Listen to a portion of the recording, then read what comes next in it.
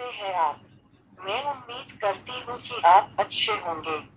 मैं Sheikh Afghan jalebi मकेला सेज़ेरियो the Santa, एक मुस्लिम सनातनी आपको नवरात्रि की बधाई देते हुए स्वागत करती हूँ।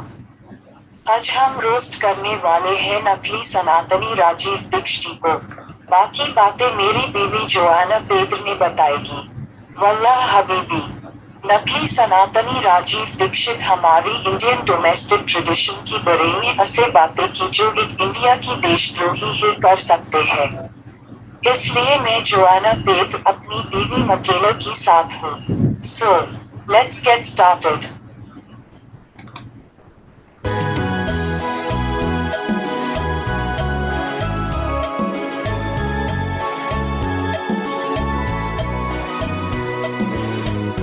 अगर मान लीजिए आपके ऊपर कोई अन्याय हुआ, आप अदालत में जाना चाहते हैं और अदालत में अपनी बात कहना चाहते हैं, तो आप अपनी बात को पहले असमिया में, बांग्ला में या किसी और मातृभाषा में वकील को समझाइए। फिर वकील उसी भाषा को भाषांतरित करके अंग्रेजी में जज को समझाएगा। फिर जज अंग्रेजी में उसी बात को वकील को समझाएगा। फिर वकील उसी बात को भाषांतर करके आपको समझाएगा। क्या सत्यानाश कर रहे हैं पूरी व्यवस्था का।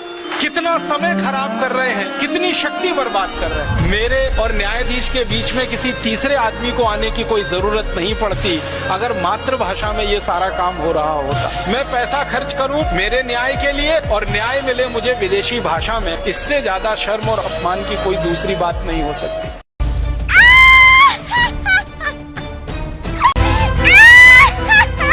La jueza Joanna Pedra preguntó: Estimada fiscal Michaela, ¿cuál es su caso contra Rajeev Dixit? Prosecutor Michaela Caesario replied, "Me Lord, Rajeev Dixit has abused our English language." La jueza Joanna Pedra preguntó: Estimado defensor Rajeev Dixit, ¿cuál es su opinión sobre el idioma inglés? बचाव पक्ष के राजीव दीक्षित ने जवाब दिया, प्रिय सुंदर न्यायाधीश Joanna, अंग्रेजी पूरी तरह से अनपढ़ लोगों की भाषा है। अंग्रेजी में कोई ज्ञानवर्धक किताबें नहीं हैं। La jueza Joanna Pedra respondió: No, querido defensor Rajeev Dixit, está equivocado. Podemos leer la gran enciclopedia de Sir Isaac Newton sobre la gravedad. Podemos leer más información sobre Sir Michael Faraday sobre el sistema electromagnético. Podemos leer cómo podemos inventar el sistema de calefacción más eficaz y que está escrito en inglés. Por otro lado, los hermanos derecha inventan los aviones en idioma inglés. Ahora, todos los sistemas de codificación informáticos están escritos en inglés. Ahora, si desea desarrollar robot sheriff en programación C, puedes desarrollar robot sheriff en cualquier lenguaje humano que desees. Pero si desea utilizar un lenguaje de codificación, no puede codificarlo en idioma hindi. El idioma inglés es la mejor opción. Ahora, lo condenaría a una multa de $5 billones estadounidenses. We hope you could not understand our judicial story because we use only our mother language. Now, let's see the benefits of English language, where Michaela Caesario is an English woman. Joanna Pedra is a Spanish woman and Rajeev Dixit is an Indian man with Hindi language. Judge Joanna Pedra asked, "Dear Prosecutor Michaela, what is your case against Rajeev Dixit?" Prosecutor Michaela Caesario replied, "Me Lord, Rajeev Dixit has abused our English language." Judge Joanna Pedra asked, "Dear Defense Rajeev Dixit, what is your opinion about English language?" Defense Rajeev Dixit replied, "Dear beautiful Judge Joanna, English is totally a language of illiterate people. There are no knowledgeable books in English." Judge Joanna Pedra replied, "Nah, dear Defense Rajeev Dixit, you are wrong. We can read the great encyclopedia from Sir Isaac Newton about gravity. We can read more information about Sir Michael Faraday about electromagnetical system. We can read how can we invent the most effective heat system, and that is written in English. On TTHE other hand, Wright brothers invent aeroplanes in English language. Now, every computer coding system is written in English. Now, if you want to develop Robot Sheriff in C programming, you can develop Robot Sheriff in any human language you want. But if you want to use coding language, then, you cannot code it in Hindi language. English language is the best option. Now, I would sentence you in punishment of fine of 5 trillion United States dollars.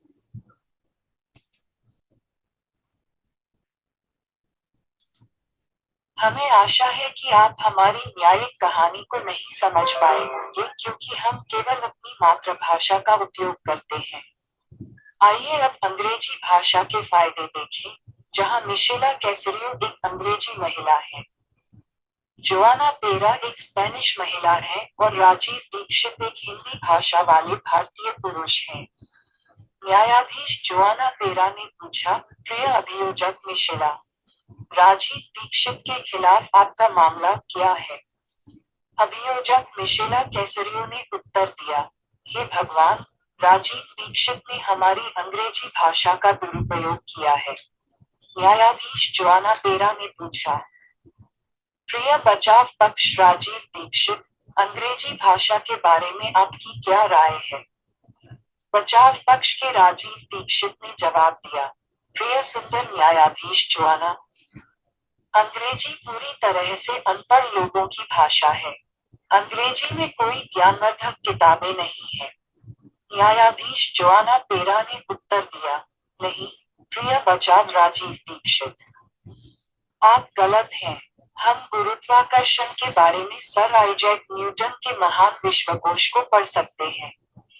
हम विद्युत चुंबकीय प्रणाली के बारे में sir Michael Faraday के बारे में अधिक जानकारी पढ़ सकते हैं। हम पढ़ सकते हैं कि हम कैसे आविष्कार कर सकते हैं सबसे प्रभावी ताप प्रणाली, और वह अंग्रेजी में लिखी गई है। दूसरी ओर, राइट ब्रदर्स ने अंग्रेजी भाषा में हवाई जहाज का आविष्कार किया। अब प्रत्येक कंप्यूटर कोडिंग प्रणाली अंग्रेजी में लिखी जाती है। अब यदि आप सी प्रोग्रामिंग में रोबोट शेरिफ विकसित करना चाहते हैं, आप अपनी इच्छानुसार किसी भी मानवीय भाषा में रोबोट शेरिफ विकसित कर सकते हैं। लेकिन अगर आप कोडिंग भाषा का उपयोग करना चाहते हैं, तो आप इसे हिंदी भाषा में कोड नहीं कर सकते हैं। अंग्रेजी भाषा सबसे अच्छा विकल्प है। अब मैं तुम्हें 5 ट्रिलियन यूनाइटेड स्टेट्स डॉलर के जुर्माने की सजा दूंगा।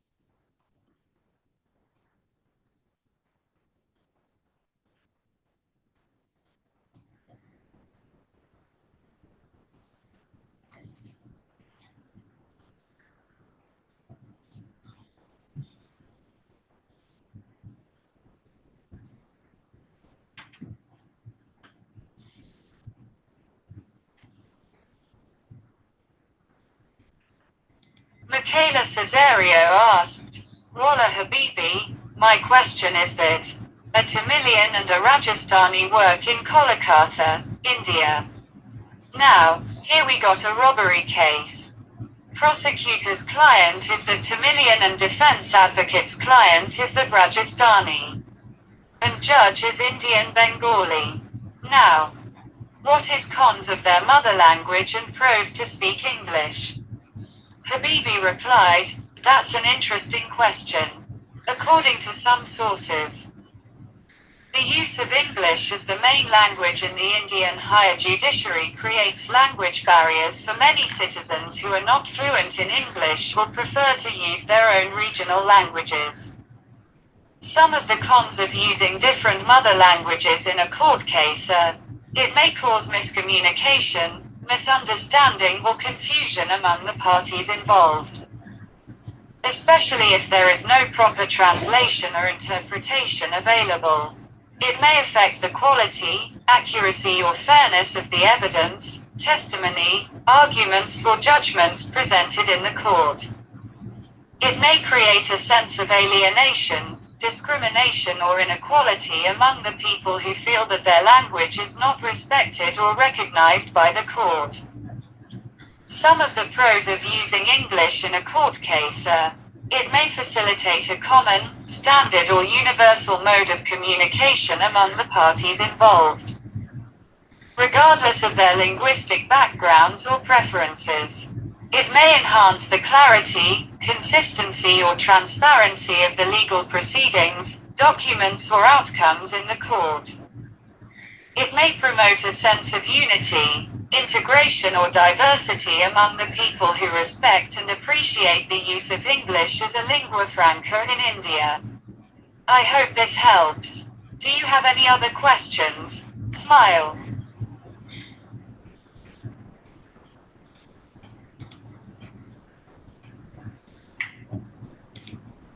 माइकेला कैसरियो ने पूछा, वल्लाह हबीबी, मेरा प्रश्न ये है, एक तमिल और एक राजस्थानी भारत के कोलकाता में काम करते हैं। अब यहाँ हमें एक डकैती का मामला मिला। अभियोजक का मुवक्किल तमिलियन है और बचाव पक्ष के वकील का मुवक्किल राजस्थानी है और जज भारतीय बंगाली हैं।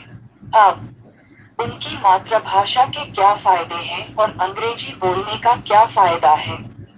हबीबी ने उत्तर दिया, यह एक दिलचस्प सवाल है। कुछ स्रोतों के अनुसार भारतीय उच्च न्यायपालिका में मुख्य भाषा के रूप में अंग्रेजी का उपयोग कई नागरिकों के लिए भाषा संबंधी बाधाएं पैदा करता है जो अंग्रेजी में पारंगत नहीं हैं या अपनी क्षेत्रीय भाषाओं का उपयोग करना पसंद करते हैं। कुछ किसी अदालती मामले में विभिन्न मातृभाषाओं के प्रयोग के नुकसान ये हैं। इसमें शामिल पक्षों के बीच गलत संचार, गलतफहमी या भ्रम पैदा हो सकता है, खासकर यदि कोई उचित अनुवाद या व्याख्या उपलब्ध नहीं है। यह अदालत में प्रस्तुत साक्ष्य, गवाही, तर्क या निर्णय की गुणवत्ता, सटीकता या निष्पक्षता को प्रभावित कर सकता है। इससे उन लोगों में अलगाव, भेदभाव या असमानता की भावना पैदा हो सकती है जो महसूस करते हैं कि उनकी भाषा को अदालत द्वारा सम्मान या मान्यता नहीं दी जाती है। अदालती मामले में अंग्रेजी का उपयोग करने के कुछ फायदे इस प्रकार हैं। ये शामिल पक्षों के बीच संचार के एक सामान्य, मानक या सार्वभौमिक तरीके की सुविधा प्रदान कर सकता है, चाहे उनकी भाषाई पृष्ठभूमि या प्राथमिकताएं कुछ भी हों। यह अदालत में कानूनी कार्यवाही, दस्तावेजों या परिणामों की स्पष्टता, स्थिरता या पारदर्शिता को बढ़ा सकता है। यह उन लोगों के बीच एकता, एकीकरण या विविधता की भावना को बढ़ावा दे सकता है जो भारत में एक भाषा के रूप में अंग्रेजी के उपयोग का सम्मान और सराहना करते हैं। आशा है यह मदद करेगा। क्या आपके पास कोई अन्य प्रश्न है? Smile.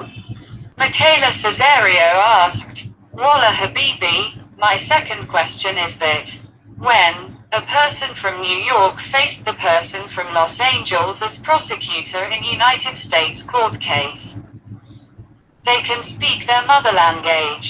And Western Russian faces an Eastern Russian as prosecutor in Russian court case, they can speak their mother language. But when a Rajasthani faces a Tamilian as prosecutor in Indian court case, they need third language English as communicative medium. Could you explain it please? Habibi replied. That's another interesting question. One possible explanation is that India has a very high degree of linguistic diversity, with hundreds of languages belonging to different language families, such as Indo-Aryan, Dravidian, Austroasiatic, and Tibeto-Burmese. This means that people from different regions or states of India may not be able to understand each other's languages or dialects, and may need a common language to communicate effectively. English is one such language that has been widely used in India for various purposes, such as education, administration, media, and judiciary. Therefore, when a Rajasthani faces a Tamilian as prosecutor in an Indian court case, they may need to use English as a communicative medium.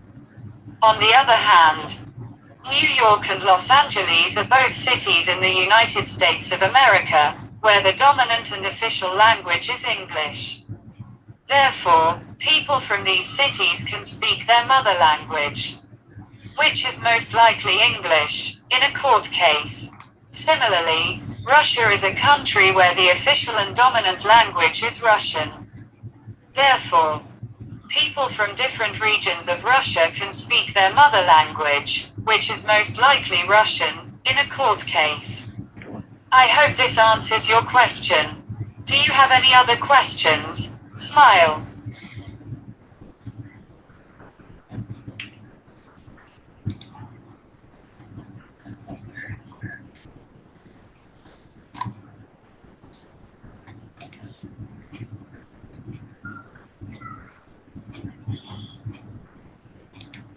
मिशेला कैसरियो ने पूछा, वल्लाह हबीबी, मेरा दूसरा प्रश्न ये है, जब New York के एक व्यक्ति ने संयुक्त राज्य अमेरिका के अदालती मामले में अभियोजक के रूप में लॉस एंजल्स के व्यक्ति का सामना किया, तो वे अपनी मातृभाषा बोल सकते हैं।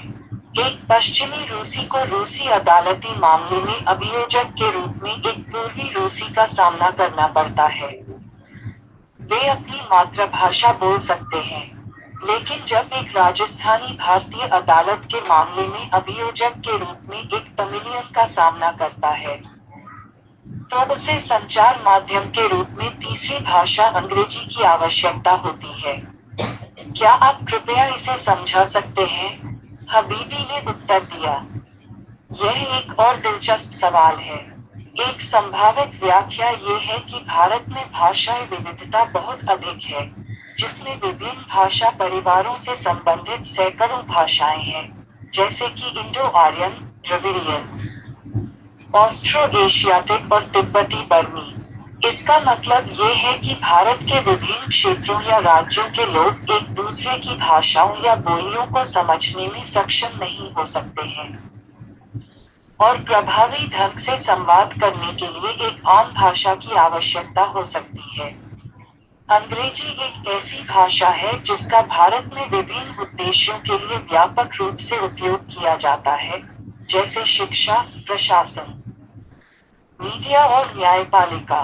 इसलिए, जब कोई राजस्थानी किसी भारतीय अदालती मामले में अभियोजक के रूप में किसी तमिलियन का सामना करता है, तो उसे संचार माध्यम के रूप में अंग्रेजी का उपयोग करने की आवश्यकता हो सकती है।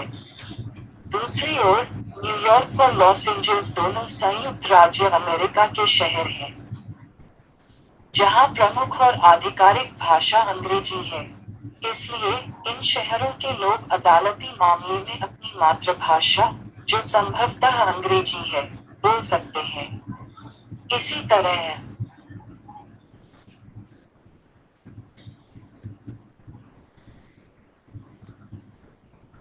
रूस एक ऐसा देश है जहां की आधिकारिक और प्रमुख भाषा रूसी है। इसलिए, रूस के विभिन्न क्षेत्रों के लोग अदालती मामले में अपनी मातृभाषा, जो संभवतः रूसी है, बोल सकते हैं। हम उम्मीद करते हैं कि यह आपके सवाल का जवाब दे देगा। क्या आपके पास कोई अन्य प्रश्न है? Smile. Michaela Caesario asked, Wallah Habibi, my third question is that, what is the pros and cons if we use Hindi language in lieu of English in an Indian court case? Habibi replied, that's a good question. According to the Constitution of India, the English language is the default language for all proceedings in the Supreme Court and in every High Court, unless Parliament by law otherwise provides. However, the governor of a state may, with the previous consent of the president, authorize the use of the Hindi language, or any other language used for any official purpose of the state, in proceedings in the High Court having its principal seat in that state. Some of the pros and cons of using Hindi language in lieu of English in an Indian court case are: pros, it may make the legal process more accessible, understandable or comfortable for many citizens who are fluent in Hindi or prefer to use Hindi as their official language. It may reflect the cultural, linguistic or national identity of India as a diverse and democratic country, where Hindi is one of the 22 official languages and the most widely spoken language.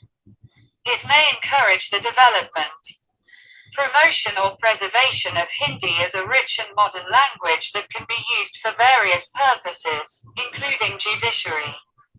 Cons, it may create difficulties,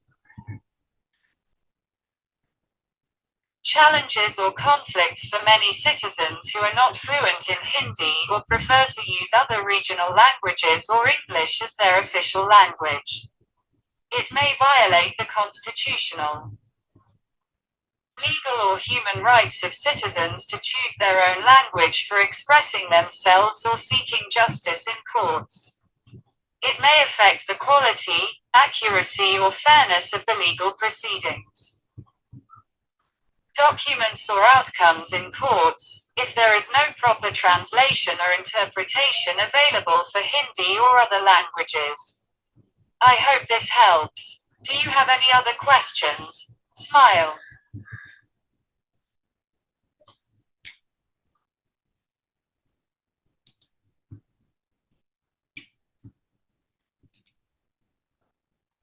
मिशेला कैसरियो ने पूछा, वल्लाह हबीबी, मेरा तीसरा प्रश्न ये है, यदि हम भारतीय अदालती मामले में अंग्रेजी के स्थान पर हिंदी भाषा का उपयोग करते हैं, तो इसके क्या फायदे और नुकसान हैं?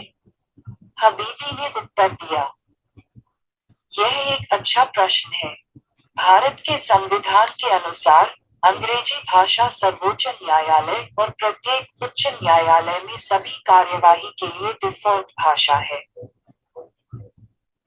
जब तक कि संसद कानून द्वारा अन्यथा प्रदान न करे। हालांकि एक राज्य के राज्यपाल राष्ट्रपति की पूर्व सहमति से उस राज्य में अपनी प्रमुख सीट वाले उच्च न्यायालय की कार्यवाही में हिंदी भाषा या राज्य के किसी भी आधिकारिक उद्देश्य के लिए उपयोग की जाने वाली किसी अन्य भाषा के उपयोग को अधिकृत कर सकता है।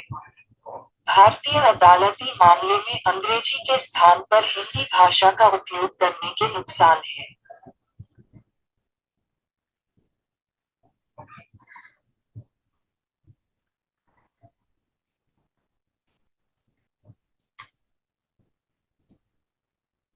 पेशेवर, ये कई नागरिकों के लिए कानूनी प्रक्रिया को अधिक सुलभ, समझने योग्य या आरामदायक बना सकता है, जो हिंदी में धारा प्रवाह है या अपनी आधिकारिक भाषा के रूप में हिंदी का उपयोग करना पसंद करते हैं। यह एक विविध और लोकतांत्रिक देश के रूप में भारत की सांस्कृतिक, भाषा या राष्ट्रीय पहचान को प्रतिबिंबित कर सकता है, जहां हिंदी 22 आधिकारिक भाषाओं में से एक है और सबसे अधिक बोली जाने वाली भाषा है। यह एक समृद्ध और आधुनिक भाषा के रूप में हिंदी के विकास, प्रचार या संरक्षण को प्रोत्साहित कर सकता है, जिसका उपयोग न्यायपालिका सहित विभिन्न उद्देश्यों के लिए किया जा सकता है। दोष: यह उन कई नागरिकों के लिए कठिनाइयां, चुनौतियां या संघर्ष पैदा कर सकता है जो हिंदी में पारंगत नहीं है या अन्य क्षेत्रीय भाषाओं या अंग्रेजी को अपनी आधिकारिक भाषा के रूप में उपयोग करना पसंद करते हैं। ये खुद को अभिव्यक्त करने या अदालतों में न्याय मांगने के लिए अपनी भाषा चुनने के नागरिकों के संवैधानिक, कानूनी या मानवाधिकारों का उल्लंघन कर सकता है। यदि हिंदी या अन्य भाषाओं के लिए उचित अनुवाद या व्याख्या उपलब्ध नहीं है, तो यह अदालतों में कानूनी कार्यवाही, दस्तावेजों या परिणामों की गुणवत्ता, सटीकता या निष्पक्षता को प्रभावित कर सकता है। आशा है यह मदद करेगा। क्या आपके पास कोई अन्य प्रश्न है? Smile.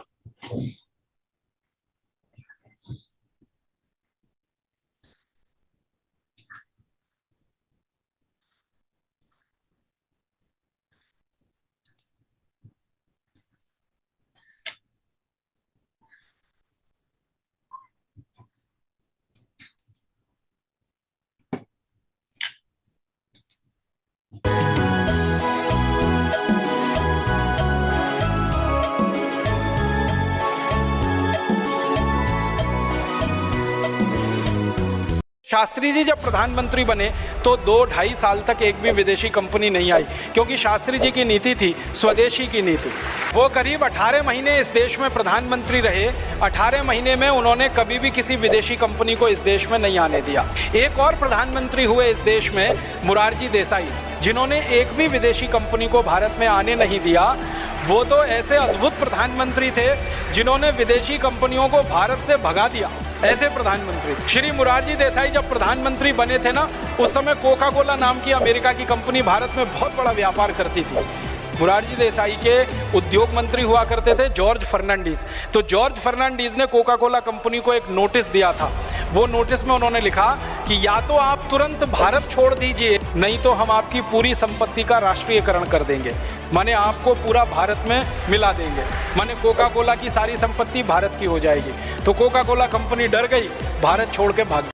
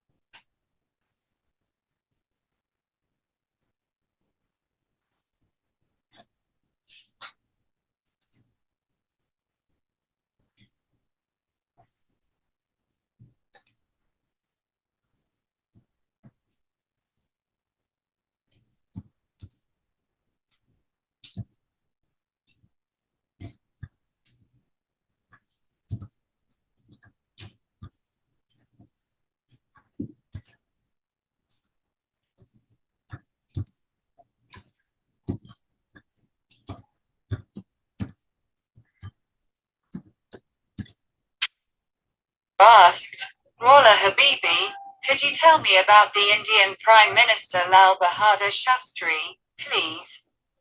Habibi replied, Hello, this is Bing. I can tell you about Lal Bahadur Shastri. He was the second Prime Minister of India from 1964 to 1966, after Jawaharlal Nehru. He was a freedom fighter who joined Mahatma Gandhi's non-cooperation movement against British rule too. He died of a heart attack in 1966, after signing a no-war agreement with Pakistan. He is remembered for his slogan, Jai Jawan Jai Kisan, Hail the Soldier, Hail the Farmer, and his promotion of the White Revolution for increasing milk production for. Do you want to know more? माइकेला कैसरियो ने पूछा, वल्लाह हबीबी, क्या आप कृपया मुझे भारतीय प्रधानमंत्री लाल बहादुर शास्त्री के बारे में बता सकते हैं? हबीबी ने जवाब दिया, हेलो, मैं बिंग हूँ। मैं आपको लाल बहादुर शास्त्री के बारे में बता सकता हूँ। वह जवाहरलाल नेहरू के बाद 1964 से 1966 तक भारत के दूसरे प्रधानमंत्री थे। वह एक स्वतंत्रता सेनानी थे जो ब्रिटिश शासन के खिलाफ महात्मा गांधी के असहयोग आंदोलन में शामिल हुए थे। 1966 में पाकिस्तान के साथ युद्ध रहित समझौते पर हस्ताक्षर करने के बाद दिल का दौरा पड़ने से उनकी मृत्यु हो गई। उन्हें उनके नारे, जय जवान जय किसान, सैनिक की जय हो, किसान की जय और श्वेत क्रांति को बढ़ावा देने के लिए याद किया जाता है। दूध उत्पादन, क्या आप और जानना चाहते हैं? Michaela Caesario asked, Wallah Habibi, could you tell me about the Indian Prime Minister Lal Bahadur Shastri's no-war agreement with Pakistan and Lahore incidents, please? Habibi replied, Sure, I can tell you about that. The no-war agreement was part of the Tashkent Declaration, which was signed by Lal Bahadur Shastri and Pakistan's President Ayub Khan on January 1966. The declaration ended the war between India and Pakistan that started in August 1965 over the disputed region of Kashmir. The declaration also called for the withdrawal of troops, the exchange of prisoners, and the restoration of diplomatic relations. The Lahore incident refers to the surprise attack by India on Lahore, Pakistan's second largest city, on September 6, 1965. The attack was part of India's response to Pakistan's Operation Gibraltar, which aimed to infiltrate and incite a rebellion in Kashmir. The Lahore attack was repulsed by Pakistan's army, but it marked the beginning of a full-scale war between the two countries. Is there anything else you want to know? माइकेला कैसरियो ने पूछा, वल्लाह हबीबी, क्या आप मुझे भारतीय प्रधानमंत्री लाल बहादुर शास्त्री के पाकिस्तान के साथ युद्ध न करने के समझौते और लाहौर की घटना के बारे में बता सकते हैं? हबीबी ने उत्तर दिया, निश्चित रूप से, मैं आपको इसके बारे में बता सकता हूँ। युद्ध न करने का समझौता ताशकंद घोषणा का हिस्सा था, जिस पर जनवरी 1966 को लाल बहादुर शास्त्री और पाकिस्तान के राष्ट्रपति अयूब खान ने हस्ताक्षर किए थे। घोषणा ने भारत और के बीच युद्ध को समाप्त कर दिया। पाकिस्तान ने कश्मीर के विवादित क्षेत्र को लेकर अगस्त 1965 में शुरुआत की। घोषणा में सैनिकों की वापसी, कैदियों की अदला बदली और राजनयिक संबंधों की बहाली का भी आह्वान किया गया। लाहौर की घटना लाहौर पर भारत के आश्चर्यजनक हमले को संदर्भित करती है, जो पाकिस्तान का दूसरा हमला है। सबसे बड़ा शहर, 6 सितंबर 1965 को। ये हमला पाकिस्तान के ऑपरेशन जिब्राल्टर के जवाब में भारत का हिस्सा था, जिसका उद्देश्य कश्मीर में घुसपैठ करना और विद्रोह भड़काना था। लाहौर हमले को पाकिस्तान की सेना ने नाकाम कर दिया था, लेकिन इसने एक पूर्ण हमले की शुरुआत की, दोनों देशों के बीच बड़े पैमाने पर युद्ध। क्या कुछ और है जो आप जानना चाहते हैं? Michaela Caesario asked, Wallah Habibi, could you tell me the capital income of India in 1966, the last year of Indian Prime Minister Lal Bahadur Shastri, please. Habibi replied, I'm sorry, but I could not find the exact capital income of India in 1966. However, I can tell you that India faced a severe economic crisis in that year, due to the war with Pakistan, the drought, and the suspension of foreign aid. India had to devalue its currency by 36.5% and liberalize its trade policies to resume aid and boost exports. India was also in the middle of its third five-year plan, 1961 to 1966, which focused on agriculture, industry, and social services. The plan was disrupted by the war and the drought, and it failed to achieve its targets. I hope this helps. माइकेला कैसरियो ने पूछा, वल्लाह हबीबी, क्या आप कृपया मुझे 1966 में भारतीय प्रधानमंत्री लाल बहादुर शास्त्री के अंतिम वर्ष में भारत की पूंजीगत आय बता सकते हैं? हबीबी ने जवाब दिया, मुझे खेद है, लेकिन मुझे 1966 में भारत की सटीक पूंजीगत आय का पता नहीं चल सका। हालांकि मैं आपको बता सकता हूं कि उस वर्ष पाकिस्तान के साथ युद्ध, सूखे के कारण भारत को गंभीर आर्थिक संकट का सामना करना पड़ा था और विदेशी सहायता का निलंबन।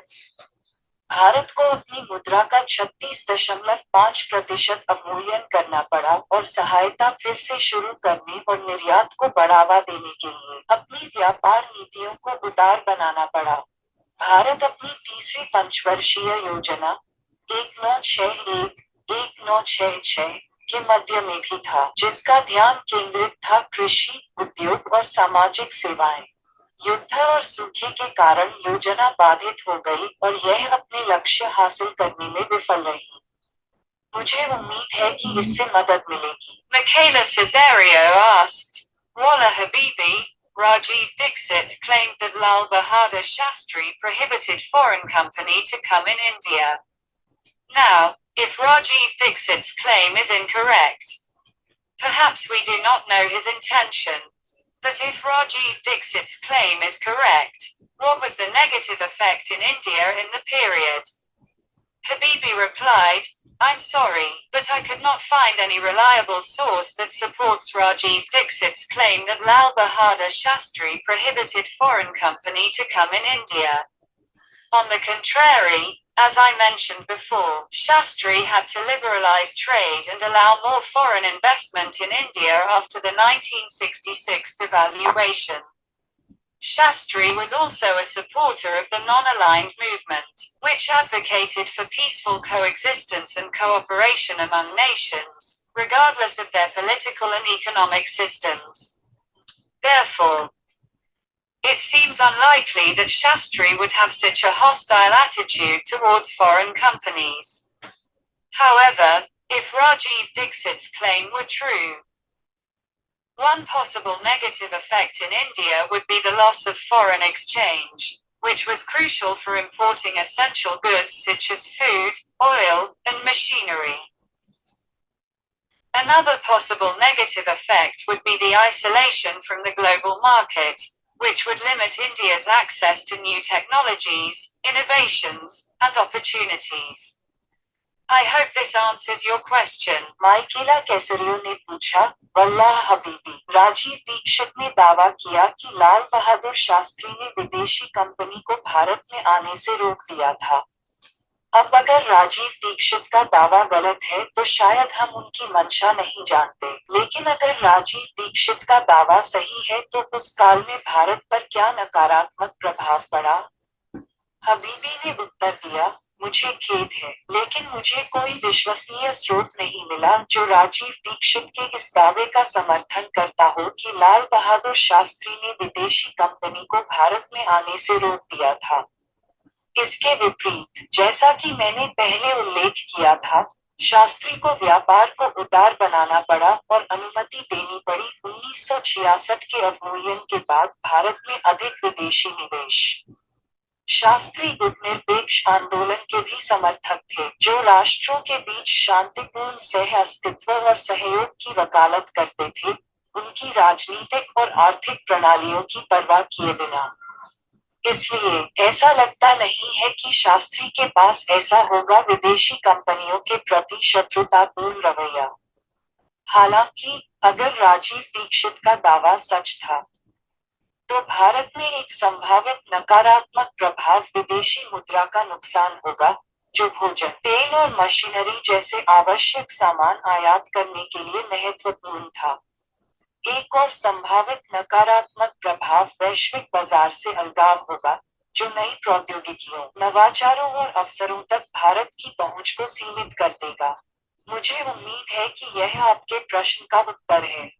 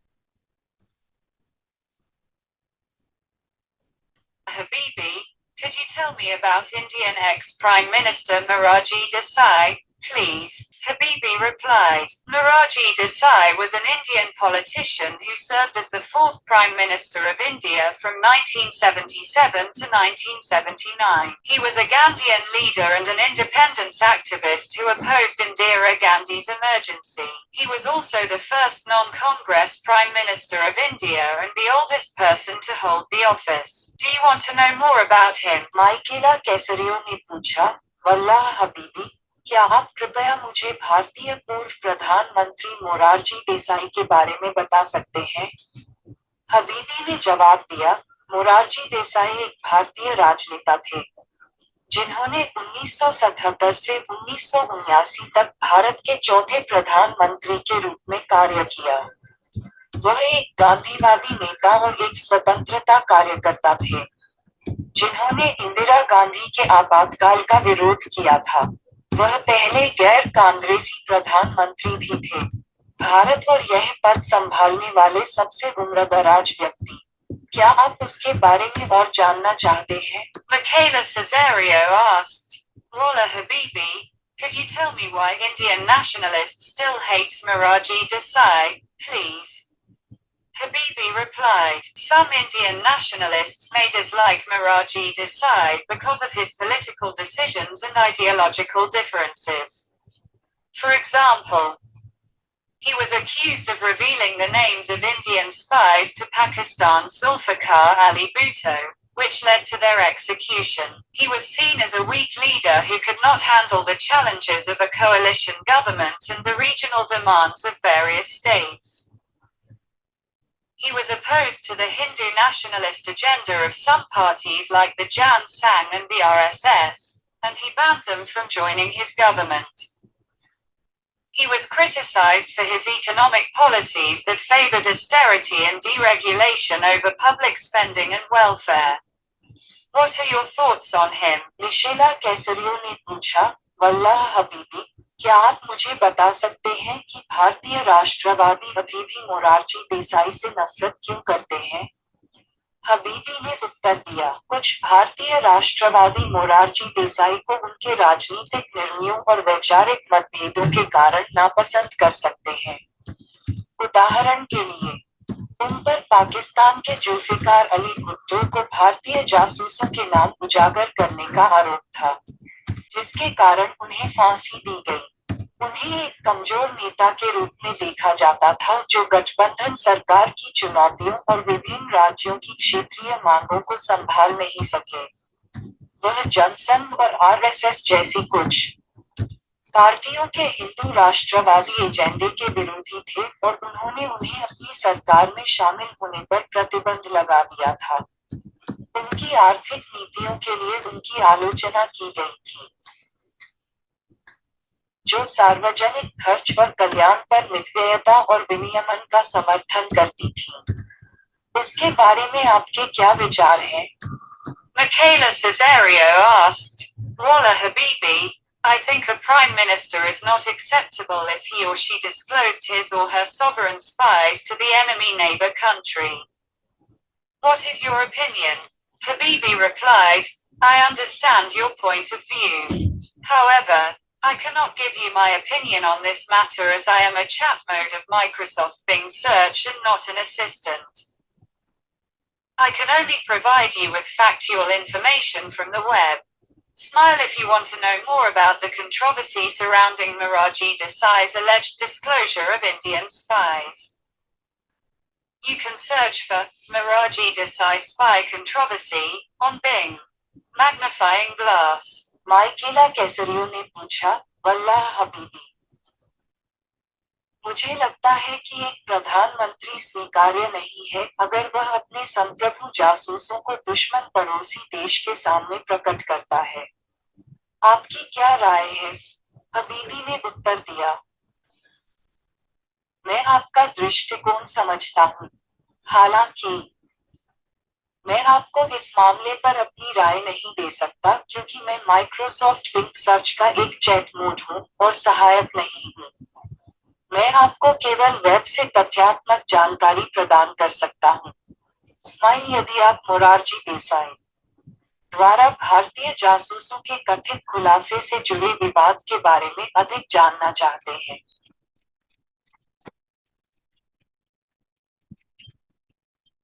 तो आप बिंग पर मोरारजी देसाई जासूसी विवाद खोज सकते हैं। Magnifying glass.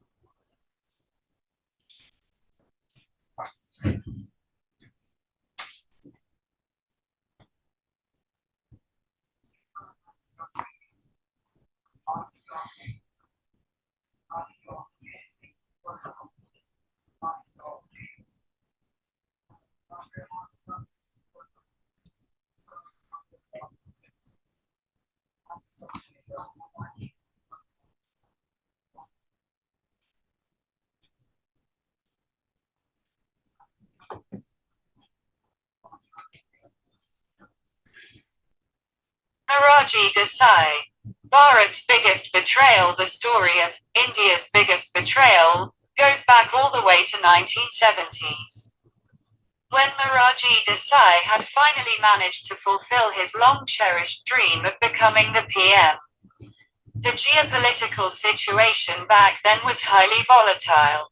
Since Pakistan was desperately trying to develop nuclear weapons. Interestingly, our raw officers, who were operating as spies in various parts of Pakistan, had already managed to find out details of how and where exactly their nuclear weapon was developed.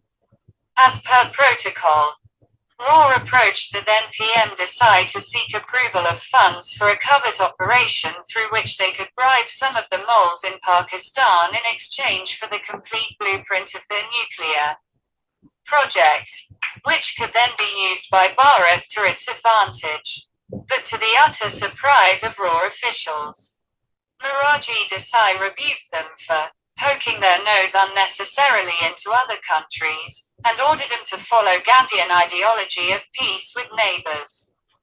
Next day, like a typical Gandhian, Desai called up the president of Pakistan, and in the pretext of following Honesty is the best policy, revealed all the info he had received from RAW.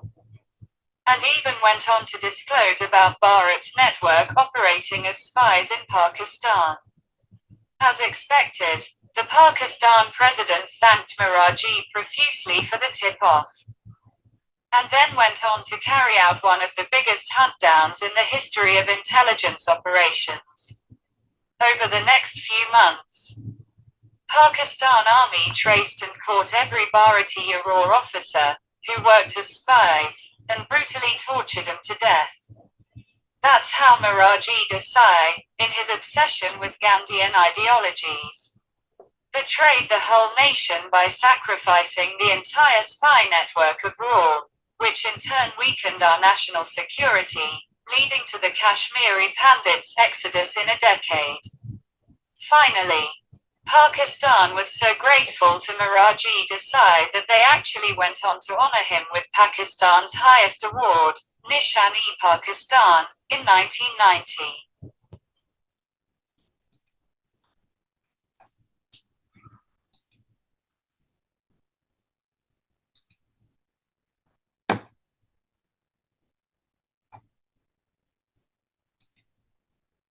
Morarji Desai, Bharat का सबसे बड़ा विश्वासघात।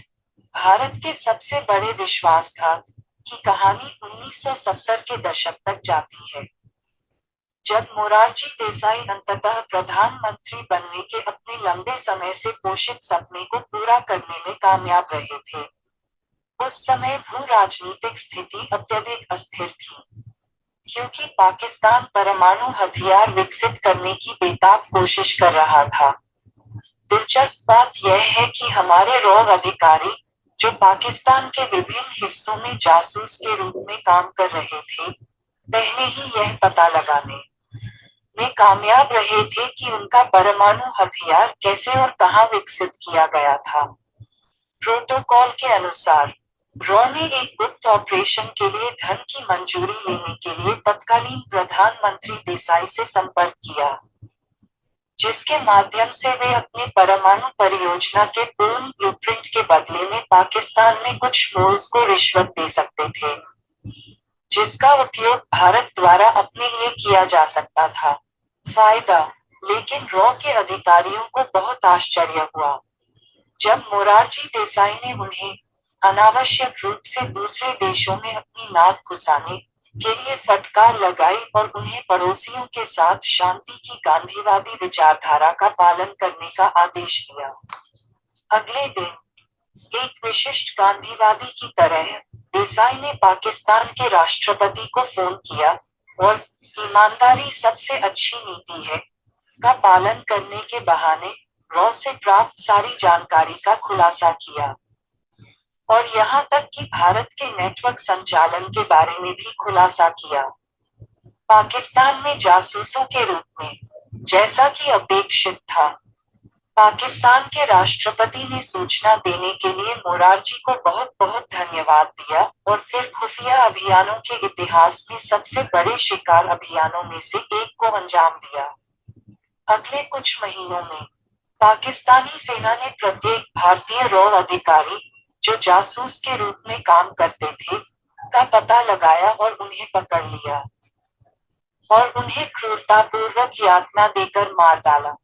इस तरह मोरारजी देसाई ने गांधीवादी विचारधारा के प्रति अपने जुनून में रॉ के पूरे जासूसी नेटवर्क का बलिदान देकर पूरे देश को धोखा दिया, जिसके परिणामस्वरूप हमारी राष्ट्रीय सुरक्षा कमजोर हो गई, जिसके कारण एक दशक में कश्मीरी पंडितों का पलायन हुआ। अंततः, पाकिस्तान मोरारजी देसाई का इतना आभारी हुआ कि उन्होंने वास्तव में उन्हें 1990 में पाकिस्तान के सर्वोच्च पुरस्कार, निशान-ए-पाकिस्तान, से सम्मानित किया। Michaela Caesario asked, Wallah Habibi, could you tell me what was the economical circumstances of India when Morarji Desai was the Prime Minister of India, please? Habibi replied, the economic circumstances of India when Morarji Desai was the Prime Minister were challenging and complex. Some of the factors that influenced the economy were The global oil crisis of 1979 that increased the prices of petroleum products and affected the balance of payments. The droughts of 1978 and 1979 that reduced agricultural output and caused food shortages and inflation won the political instability and coalition conflicts that weakened the government's ability to implement reforms and policies. The liberalization and deregulation measures that aim to reduce government intervention and promote private sector growth. These measures were controversial and met with resistance from some sections of society and industry.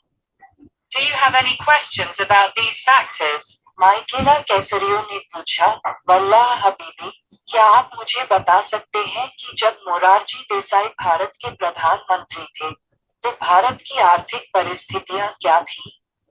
Habibi ने उत्तर दिया, जब मोरारजी देसाई प्रधानमंत्री थे तब भारत की आर्थिक परिस्थितियां चुनौतीपूर्ण और जटिल थीं। अर्थव्यवस्था को प्रभावित करने वाले कुछ कारक थे। -1979 का वैश्विक तेल संकट जिसने पेट्रोलियम उत्पादों की कीमतों में वृद्धि की और भुगतान संतुलन को प्रभावित किया। -1978 और 1979 के सूखे ने कृषि उत्पादन को कम कर दिया और भोजन की कमी और मुद्रास्फीति पैदा कर दी। राजनीतिक अस्थिरता और गठबंधन संघर्ष ने सुधारों और नीतियों को लागू करने की सरकार की क्षमता को कमजोर कर दिया। उदारीकरण और विनियमन उपाय जिनका उद्देश्य सरकारी हस्तक्षेप को कम करना और निजी क्षेत्र के विकास को बढ़ावा देना है। ये उपाय विवादास्पद थे और इन्हें समाज और उद्योग के कुछ वर्गों से प्रतिरोध का सामना करना पड़ा। क्या आपके पास इन कारकों के बारे में कोई प्रश्न है?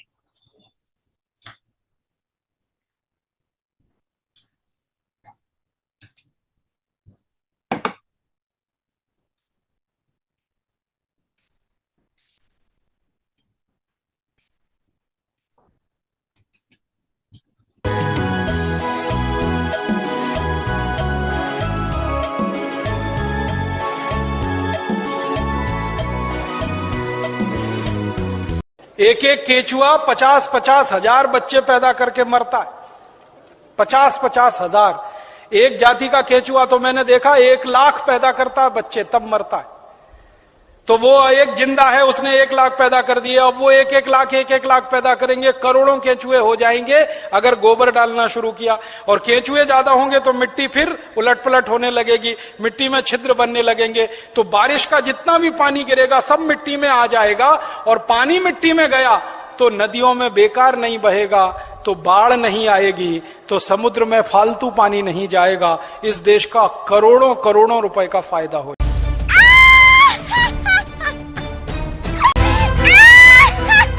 Michaela Caesario asked, Wallah Habibi, could you tell me about raining and road being muds, please? Habibi replied, hello, this is Bing. I can help you with your question. Smile. Raining and road being muds can happen when there is a lot of rain and the soil is loose or not well drained. This can cause problems for driving, walking or cleaning. Sometimes, rain can also carry dust or sand from faraway places and make the rain look like mud. 3. Do you want to know more about how to fix a muddy driveway? How to get your car out of mud, or what causes mud rain? माइकेला कैसरियो ने पूछा, वल्लाह हबीबी, क्या आप कृपया मुझे बारिश होने और सड़क पर कीचड़ होने के बारे में बता सकते हैं? हबीबी ने उत्तर दिया, हेलो, मैं बिंग हूँ, मैं आपके प्रश्न में आपकी सहायता कर सकता हूँ। स्माइल। बारिश होना और सड़क पर कीचड़ होना तब हो सकता है जब बहुत अधिक बारिश होती है और मिट्टी भीगी होती है या अच्छी जल निकासी नहीं होती है। इससे गाड़ी चलने या सफाई करने में समस्या हो सकती है। कभी कभी बारिश दूर दराज के स्थानों से धूल या रेत भी ला सकती है और बारिश को कीचड़ जैसा बना देती है। 3. क्या आप इस बारे में अधिक जानना चाहते हैं कि कीचड़ भरे रास्ते को कैसे ठीक किया जाए? अपनी कार को कीचड़ से कैसे निकाला जाए? यह कीचड़ की बारिश का कारण क्या है? Michaela Caesario asked, Wallah Habibi, could you tell me about what causes mud rain? Habibi replied, mud rain is caused by the mixing of rainwater and dust, sand, or ash particles in the atmosphere. It can be caused by various factors such as dust storms, volcanic eruptions, forest fires, and industrial pollution. Sometimes, mud rain can have a reddish color and is called blood rain. Do you have any other questions about mud rain? मिशेला कैसरियो ने पूछा, वल्लाह हबीबी, क्या आप मुझे बता सकते हैं कि कीचड़ की बारिश किस कारण से होती है? हबीबी ने जवाब दिया, कीचड़ की बारिश बारिश के पानी और वायुमंडल में धूल, रेत या राख के कणों के मिश्रण के कारण होती है। ये धूल भरी आंधी, ज्वालामुखी विस्फोट, जंगल की आग और औद्योगिक प्रदूषण जैसे विभिन्न कारकों के कारण हो सकती है। कभी-कभी कीचड़ बारिश का रंग लाल हो सकता है और इसे खून की बारिश कहा जाता है।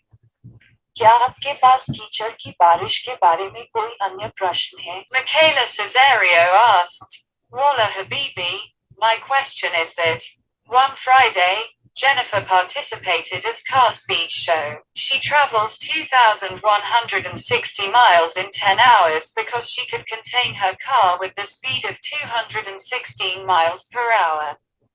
Now, 1 week later, the next Friday, Jennifer participated the show and car track is the same location as previously. But in this week, we got rainy time and 1,944 miles of the road has been mud. Now, could you tell me the negative effects on rainy mud road on Jennifer, please? Habibi replied, rainy mud road can have many negative effects on Jennifer and her car, such as hydroplaning, which means losing traction with the road and sliding on water. Slower reaction times, which means it takes longer to stop or steer the car in wet conditions. Hidden hazards, such as potholes, power lines, chemicals, or animals that can damage the car or cause accidents. Reduced visibility, which means it is harder to see the road ahead and other vehicles or pedestrians. Vehicle damage, such as scratches, dents, rust, brake problems, or engine issues caused by mud, water, or debris. Jennifer should be very careful when driving on a rainy mud road and follow some safety tips, such as slow down and keep a safe distance from other cars. Avoid hard braking and sudden turns that can make the car lose control. Use headlights and windshield wipers to improve visibility. Avoid standing water and deep puddles that can flood the car or hide dangers. Clean the car after driving to remove mud and dirt that can harm the paint or parts. Do you have any other questions about driving on a rainy mud road? माइकेला कैसरियो ने पूछा, वल्लाह हबीबी, मेरा प्रश्न ये है, एक शुक्रवार Jennifer ने car speed show के रूप में भाग लिया। वह 10 घंटे में 2160 मील की यात्रा करती है, क्योंकि वह अपनी कार को 216 मील प्रति घंटे की गति से रोक सकती है। अब, एक सप्ताह बाद, अगले शुक्रवार, जेनिफर ने शो में भाग लिया और कार ट्रैक पहले की तरह उसी स्थान पर है। लेकिन इस सप्ताह में हमें बारिश का समय मिला और 1944 मील सड़क कीचड़युक्त हो गई है। अब क्या आप कृपया मुझे बता सकते हैं कि बरसाती कीचड़ वाली सड़क का जेनिफर पर क्या नकारात्मक प्रभाव पड़ा? हबीबी ने उत्तर दिया, बरसाती कीचड़ वाली सड़क जेनिफर और उसकी कार पर कई नकारात्मक प्रभाव डाल सकती है, जैसे हाइड्रोप्लानिंग, जिसका अर्थ है सड़क पर पकड़ खोना और पानी पर फिसलना, धीमी प्रतिक्रिया समय, जिसका अर्थ है कि गीली परिस्थितियों में कार को रोकने या चलाने में अधिक समय लगता है, छिपे हुए खतरे, जैसे गड्ढे, बिजली की लाइनें, रसायन या जानवर जो कार को नुकसान पहुंचा सकते हैं या दुर्घटनाओं का कारण बन सकते हैं। दृश्यता कम हो गई, जिसका अर्थ है कि आगे सड़क पर अन्य वाहनों या पैदल यात्रियों को देखना कठिन हो गया। वाहन की क्षति, जैसे खरोंच, डेंट, जंग, ब्रेक की समस्या या कीचड़। पानी या मलबे के कारण इंजन की समस्या। जेनिफर को बरसाती कीचड़ वाली सड़क पर गाड़ी चलाते समय बहुत सावधान रहना चाहिए और कुछ सुरक्षा युक्तियों का पालन करना चाहिए, जैसे धीमी गति से चलें और अन्य कारों से सुरक्षित दूरी बनाए रखें। तेज ब्रेक लगाने और अचानक मोड़ने से बचें, जिससे कार नियंत्रण खो सकती है। दृश्यता में सुधार के लिए हेडलाइट्स और विंडशील्ड वाइपर का उपयोग करें। खड़े पानी और गहरे पोखरों से बचें जो कार में पानी भर सकते हैं या खतरों को छिपा सकते हैं। गाड़ी चलाने के बाद कीचड़ और गंदगी को हटाने के लिए कार को साफ करें जो पेंट या पार्ट्स को नुकसान पहुंचा सकती है। क्या आपके पास बरसाती कीचड़ वाली सड़क पर गाड़ी चलाने के बारे में कोई अन्य प्रश्न है? Michaela Caesario asked, Wallah Habibi, could you explain me slower reaction time of a car on a mud road, please? Habibi replied, slower reaction time of a car on a mud road means that it takes longer for the car to stop or change direction when the driver applies the brakes or turns the steering wheel. This is because the driver's reaction time is affected by factors such as tiredness, drugs, alcohol, or distractions. The car's braking distance is affected by factors such as speed, slope, weight, and friction. The mud road reduces the friction between the tires and the road, making the car more likely to slide or skid.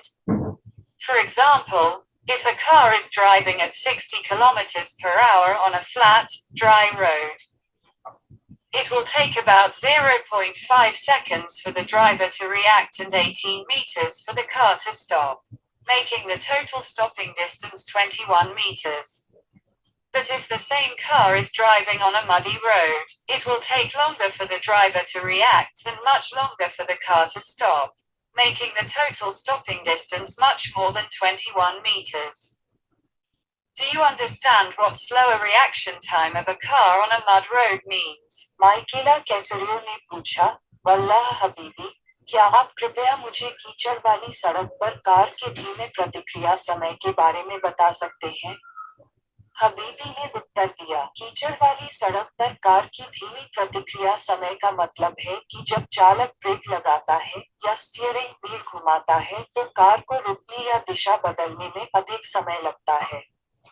ऐसा इसलिए है क्योंकि चालक का प्रतिक्रिया समय थकान, नशीली दवाओं, शराब या ध्यान भटकने जैसे कारकों से प्रभावित होता है। कार की ब्रेकिंग दूरी गति, ढलान, वजन और घर्षण जैसे कारकों से प्रभावित होती है। कीचड़ वाली सड़क टायरों और सड़क के बीच घर्षण को कम कर देती है, जिससे कार के फिसलने या फिसलने की संभावना अधिक हो जाती है। उदाहरण के लिए, यदि कोई कार समतल, सूखी सड़क पर 60 किलोमीटर घंटा की रफ्तार से चल रही है, तो चालक को प्रतिक्रिया करने में लगभग 0.5 सेकंड का समय लगेगा और कार को रुकने में 18 मीटर का समय लगेगा, जिससे कुल रुकने की दूरी 21 मीटर हो जाएगी। लेकिन अगर वही कार कीचड़ भरी सड़क पर चल रही हो, तो ड्राइवर को प्रतिक्रिया करने में अधिक समय लगेगा और कार को रुकने में भी अधिक समय लगेगा, जिससे कुल रुकने की दूरी 21 मीटर से अधिक हो जाएगी। क्या आप समझते हैं कि कीचड़ भरी सड़क पर कार के धीमे प्रतिक्रिया समय का क्या मतलब है? Michaela Caesario asked, Wallah Habibi, could you tell me about some negative effects of muddy road on human life, please? Habibi replied, muddy road can have some negative effects on human life, such as traffic disturbances, which means more congestion, delays, accidents, and stress for drivers and passengers. Lower property values. which means less income and investment for homeowners and businesses. Environmental pollution, which means more dust, noise, and emissions from vehicles that can harm the health and well-being of people and animals. Social problems, which means less access to education, healthcare, markets, and other services for people living in rural or remote areas. Do you want to know more about how to improve the condition of muddy roads? Michaela कैसरियो ने पूछा, वल्लाह हबीबी, क्या आप कृपया मुझे मानव जीवन पर कीचड़ भरी सड़क के कुछ नकारात्मक प्रभावों के बारे में बता सकते हैं? हबीबी ने उत्तर दिया, कीचड़ भरी सड़क मानव जीवन पर कुछ नकारात्मक प्रभाव डाल सकती है, जैसे यातायात में गड़बड़ी, जिसका अर्थ है ड्राइवरों और यात्रियों के लिए अधिक भीड़, देरी, दुर्घटनाएं और तनाव। संपत्ति के कम मूल्य, जिसका अर्थ है घर के मालिकों और व्यवसायों के लिए कम आय और निवेश। पर्यावरण प्रदूषण, जिसका अर्थ है वाहनों से अधिक धूल, शोर और उत्सर्जन जो लोगों और जानवरों के स्वास्थ्य और कल्याण को नुकसान पहुंचा सकता है। सामाजिक समस्याएं, जिसका अर्थ है ग्रामीण या दूरदराज के इलाकों में रहने वाले लोगों के लिए शिक्षा, स्वास्थ्य देखभाल, बाजार और अन्य सेवाओं तक कम पहुंच। क्या आप इस बारे में अधिक जानना चाहते हैं कि कीचड़ भरी सड़कों की स्थिति को कैसे सुधारा जाए? Michaela Caesario asked, Wallah Habibi, could you explain me about traffic disturbance from muddy road, please?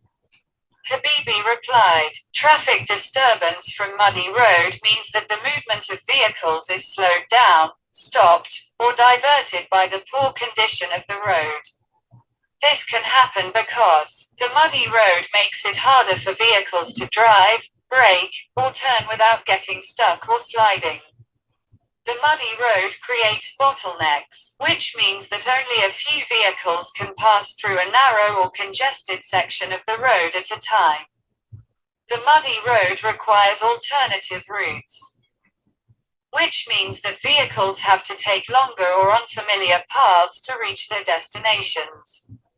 For example, in 2023, thousands of people attending the Burning Man festival in Nevada were trapped for days by a muddy road caused by heavy rain. They had to wait for hours or days to exit the festival site, causing frustration and inconvenience. Do you understand what traffic disturbance from muddy road means? माइकेला कैसरियो ने पूछा, वल्लाह हबीबी, क्या आप कृपया मुझे कीचड़ भरी सड़क से यातायात में होने वाली गड़बड़ी के बारे में समझा सकते हैं? हबीबी ने उत्तर दिया, कीचड़ भरी सड़क से यातायात में गड़बड़ी का मतलब है कि सड़क की खराब स्थिति के कारण वाहनों की गति धीमी हो गई है, रुक गई है या डाइवर्ट हो गई है। ऐसा इसलिए हो सकता है क्योंकि कीचड़ भरी सड़क के कारण वाहनों को बिना फंसे या फिसले गाड़ी चलाना, ब्रेक लगाना या मुड़ना कठिन हो जाता है। कीचड़ भरी सड़क रुकावटें पैदा करती है, जिसका मतलब है कि एक समय में केवल कुछ वाहन ही सड़क के संकीर्ण या भीड़भाड़ वाले हिस्से से गुजर सकते हैं। कीचड़ भरी सड़क के लिए वैकल्पिक मार्गों की आवश्यकता होती है, जिसका अर्थ है कि वाहनों को अपने गंतव्य तक पहुंचने के लिए लंबे या अपरिचित रास्ते अपनाने पड़ते हैं।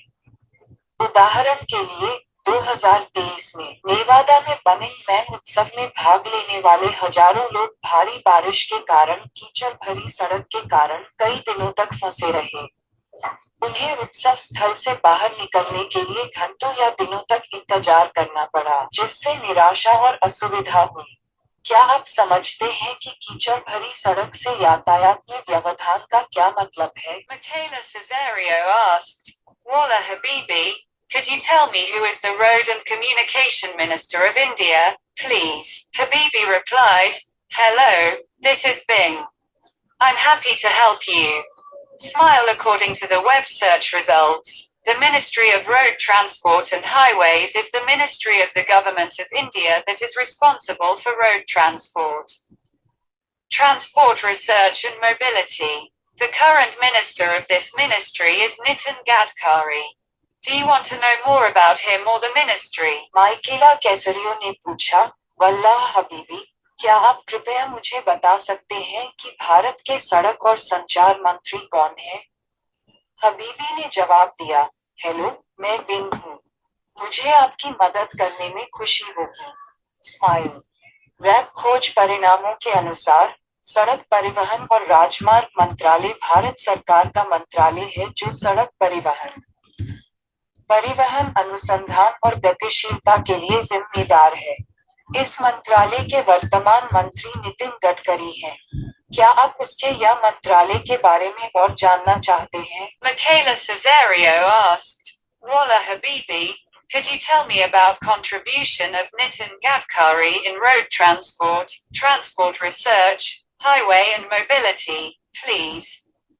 Habibi replied, Nitin Gadkari is the current Minister for Road Transport and Highways in the Government of India and he has been in this position for over 9 years. He has made several contributions to improve the road transport, transport research, highway and mobility sectors in India. Some of his achievements are: he has launched several infrastructure projects worth thousands of crores of rupees to build roads, bridges, tunnels, expressways and corridors across the country.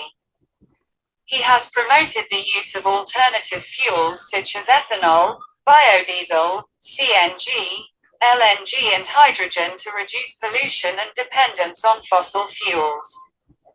He has advocated for the adoption of artificial intelligence and other technologies to make roads safer and mobility smarter. Do you have any specific questions about his work or vision? मिशेला कैसरियो ने पूछा, वल्लाह हबीबी, क्या आप कृपया मुझे सड़क परिवहन अनुसंधान, राजमार्ग और गतिशीलता में नितिन गडकरी के योगदान के बारे में बता सकते हैं? हबीबी ने जवाब दिया, नितिन गडकरी भारत सरकार में वर्तमान सड़क परिवहन और राजमार्ग मंत्री हैं और वह 9 वर्षों से अधिक समय से इस पद पर हैं।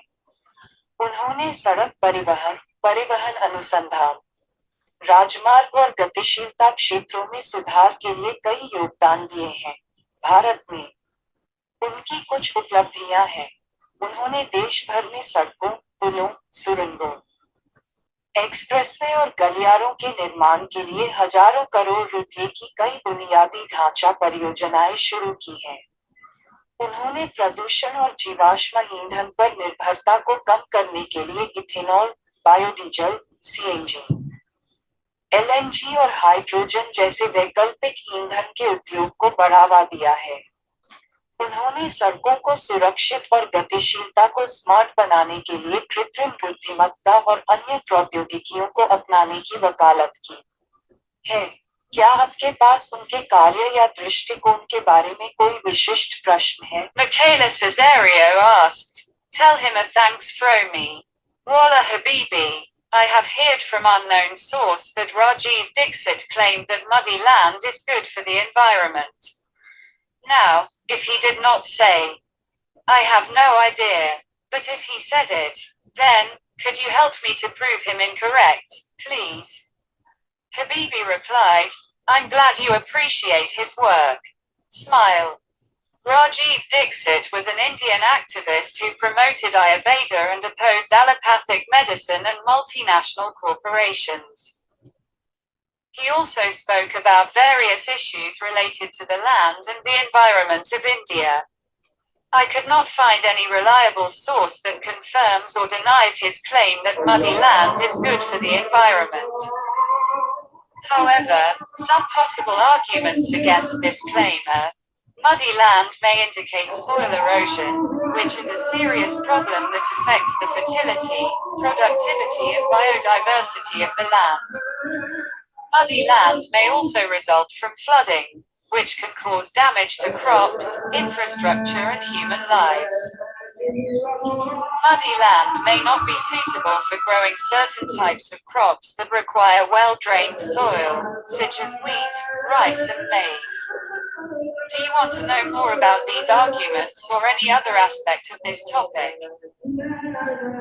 मिशेला सीजिरियो ने पूछा, मेरी ओर से उन्हें धन्यवाद कहो। वल्लाह हबीबी, मैंने अज्ञात स्रोत से सुना है कि राजीव दीक्षित ने दावा किया था कि कीचड़युक्त भूमि पर्यावरण के लिए अच्छी है। अब अगर उन्होंने नहीं कहा तो मुझे कोई अंदाजा नहीं है, लेकिन क्या वह ये कहा, तो क्या आप उसे गलत साबित करने में मेरी मदद कर सकते हैं, कृपया? हबीबी ने उत्तर दिया।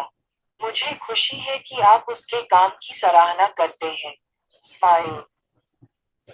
राजीव दीक्षित एक भारतीय कार्यकर्ता थे जिन्होंने आयुर्वेद को बढ़ावा दिया और एलोपैथिक चिकित्सा और बहुराष्ट्रीय निगमों का विरोध किया। उन्होंने भारत की भूमि और पर्यावरण से जुड़े विभिन्न मुद्दों पर भी बात की। मुझे ऐसा कोई विश्वसनीय स्रोत नहीं मिला जो उनके इस दावे की पुष्टि या खंडन करता हो कि कीचड़युक्त भूमि पर्यावरण के लिए अच्छी है। हालांकि इस दावे के विरुद्ध कुछ संभावित तर्क हैं। कीचड़युक्त भूमि मिट्टी के कटाव का संकेत दे सकती है, जो एक गंभीर समस्या है जो भूमि की उर्वरता, उत्पादकता और जैव विविधता को प्रभावित करती है। बाढ़ के कारण कीचड़युक्त भूमि भी हो सकती है, जिससे फसलों, बुनियादी ढांचे और मानव जीवन को नुकसान हो सकता है। कीचड़युक्त भूमि कुछ प्रकार की फसलें उगाने के लिए उपयुक्त नहीं हो सकती है, जिनके लिए अच्छी जल निकासी वाली मिट्टी की आवश्यकता होती है, जैसे कि गेहूं, चावल और मक्का। क्या आप इन तर्कों या इस विषय के किसी अन्य पहलू के बारे में अधिक जानना चाहते हैं?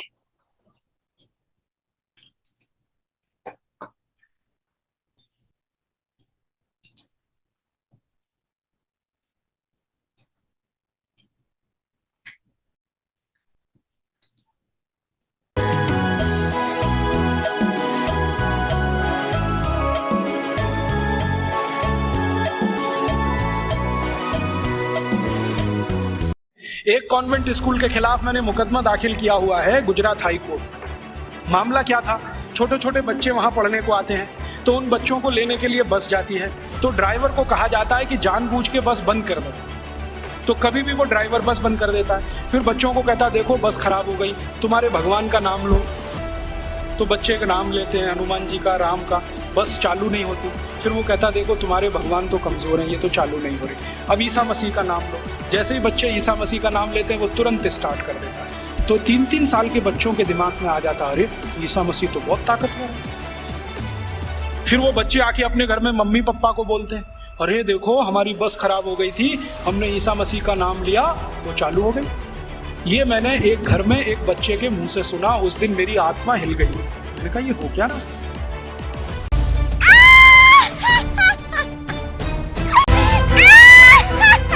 Jai Shri Ram. Jai Shri Ram. Dear Lord Hanuman, we have watched a video. There, Rajeev Dixit sue a school bus driver in a court.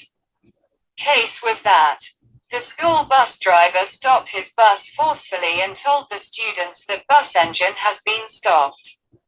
When he asked him to calling you and they called you, engine could not be restart. But when the start to call Jesus Christ, the bus engine has been restarted. Dear beautiful girl Michaela, as religious people set miracles on God or Goddess. So people has expectation from a God or Goddess. And the miracles of Christian biblical Jesus Christ is so realistic. Jesus Christ healed human eyes, so in 21st century eye hospital is available. Jesus Christ healed a dead man to alive, so we got the physical coma of the medical hospital. Now, let's topic on my miracle written in Hanuman Chalisa. Here, you would get a verse. Boot preet nikat nahi orve, Hanuman jab naam sunave. That means, if you called Hanuman, none of ghost and female ghost could not be near to you. Now, I think this verse of Hanuman Chalisa is seen to be wasted. Because, we got several governmental officer to be my devotee and married with a woman. That means you read Hanuman Chalisa but you are associated with a ghost. Secondly, you have read the several Indian news article where you would find several times when woman committed sexual harassment on man. Then, what is the benefit of these verse of Hanuman Chalisa?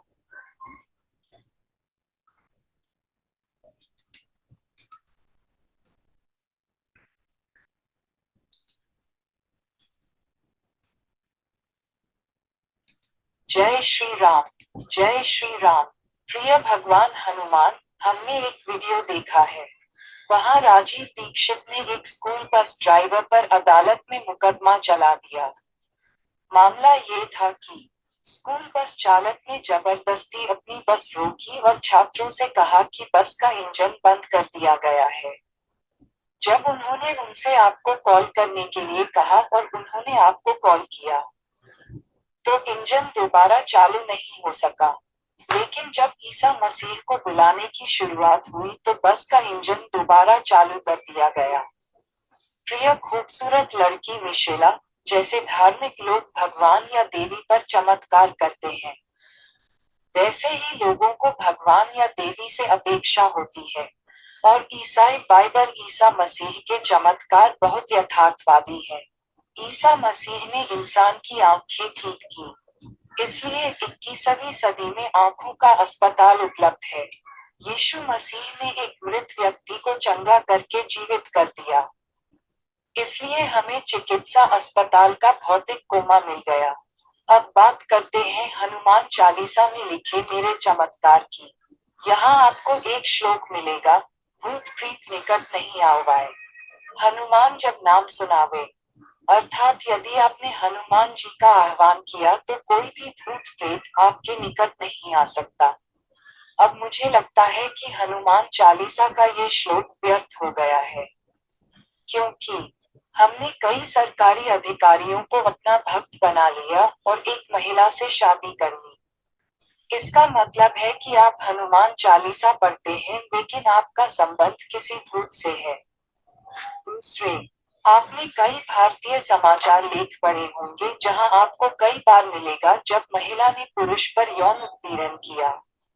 तो फिर हनुमान चालीसा की इन चौपाइयों से क्या लाभ? Michaela Caesario asked, Wallah Habibi, could you tell me about sexual harassment on man by woman in India, please?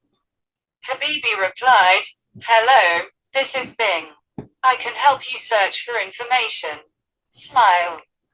Sexual harassment on man by woman in India is a sensitive and complex topic. According to Section 354 of the Indian Penal Code, sexual harassment is a crime committed against women only. However, there are some cases that show that men can also be victims. Unfortunately, there are no official statistics on how many men face sexual harassment in India.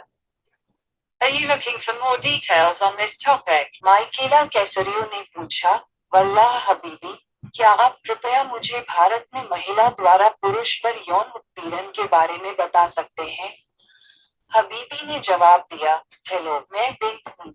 मैं जानकारी खोजने में आपकी मदद कर सकता हूँ। Smile. Bharat में महिला द्वारा पुरुष पर यौन उत्पीड़न एक संवेदनशील और जटिल विषय है। भारतीय दंड संहिता की धारा 354 के अनुसार यौन उत्पीड़न केवल महिलाओं के खिलाफ किया गया अपराध है। हालांकि कुछ मामले ऐसे भी हैं जो बताते हैं कि पुरुष भी इसके शिकार हो सकते हैं। दुर्भाग्य से भारत में कितने पुरुषों को यौन उत्पीड़न का सामना करना पड़ता है, इसका कोई आधिकारिक आंकड़ा नहीं है। क्या आप इस विषय पर अधिक विवरण ढूंढ रहे हैं? Michaela Caesario asked, Wallah Habibi, could you help me to look for more details when man can be victim of sexual harassment by woman, please? Habibi replied, Yes. I can help you search for more details. I found some cases that indicate that men can face sexual harassment by women in India, such as the case of Vijay Nair, who accused Sucheta Dasgupta of sexually harassing him in 2017. The case of Arjun Sarja, who accused Shruti Hariharan of sexually harassing him in 2014. The case of factory workers at Nachi Apparels, a supplier for H&M, who accused female supervisors and managers of sexually harassing them in 2021. Would you like to know more about any of these cases? माइकेला कैसरियो ने पूछा, वल्लाह हबीबी, क्या आप कृपया मुझे अधिक विवरण ढूंढने में मदद कर सकते हैं जब कोई पुरुष किसी महिला द्वारा यौन उत्पीड़न का शिकार हो सकता है? हबीबी ने उत्तर दिया, हाँ। मैं अधिक विवरण खोजने में आपकी सहायता कर सकता हूँ।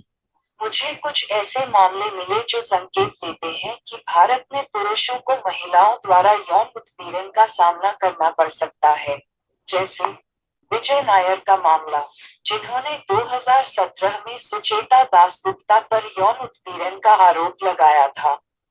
अर्जुन सरजा का मामला, जिन्होंने 2014 में श्रुति हरिहरन पर यौन उत्पीड़न का आरोप लगाया था।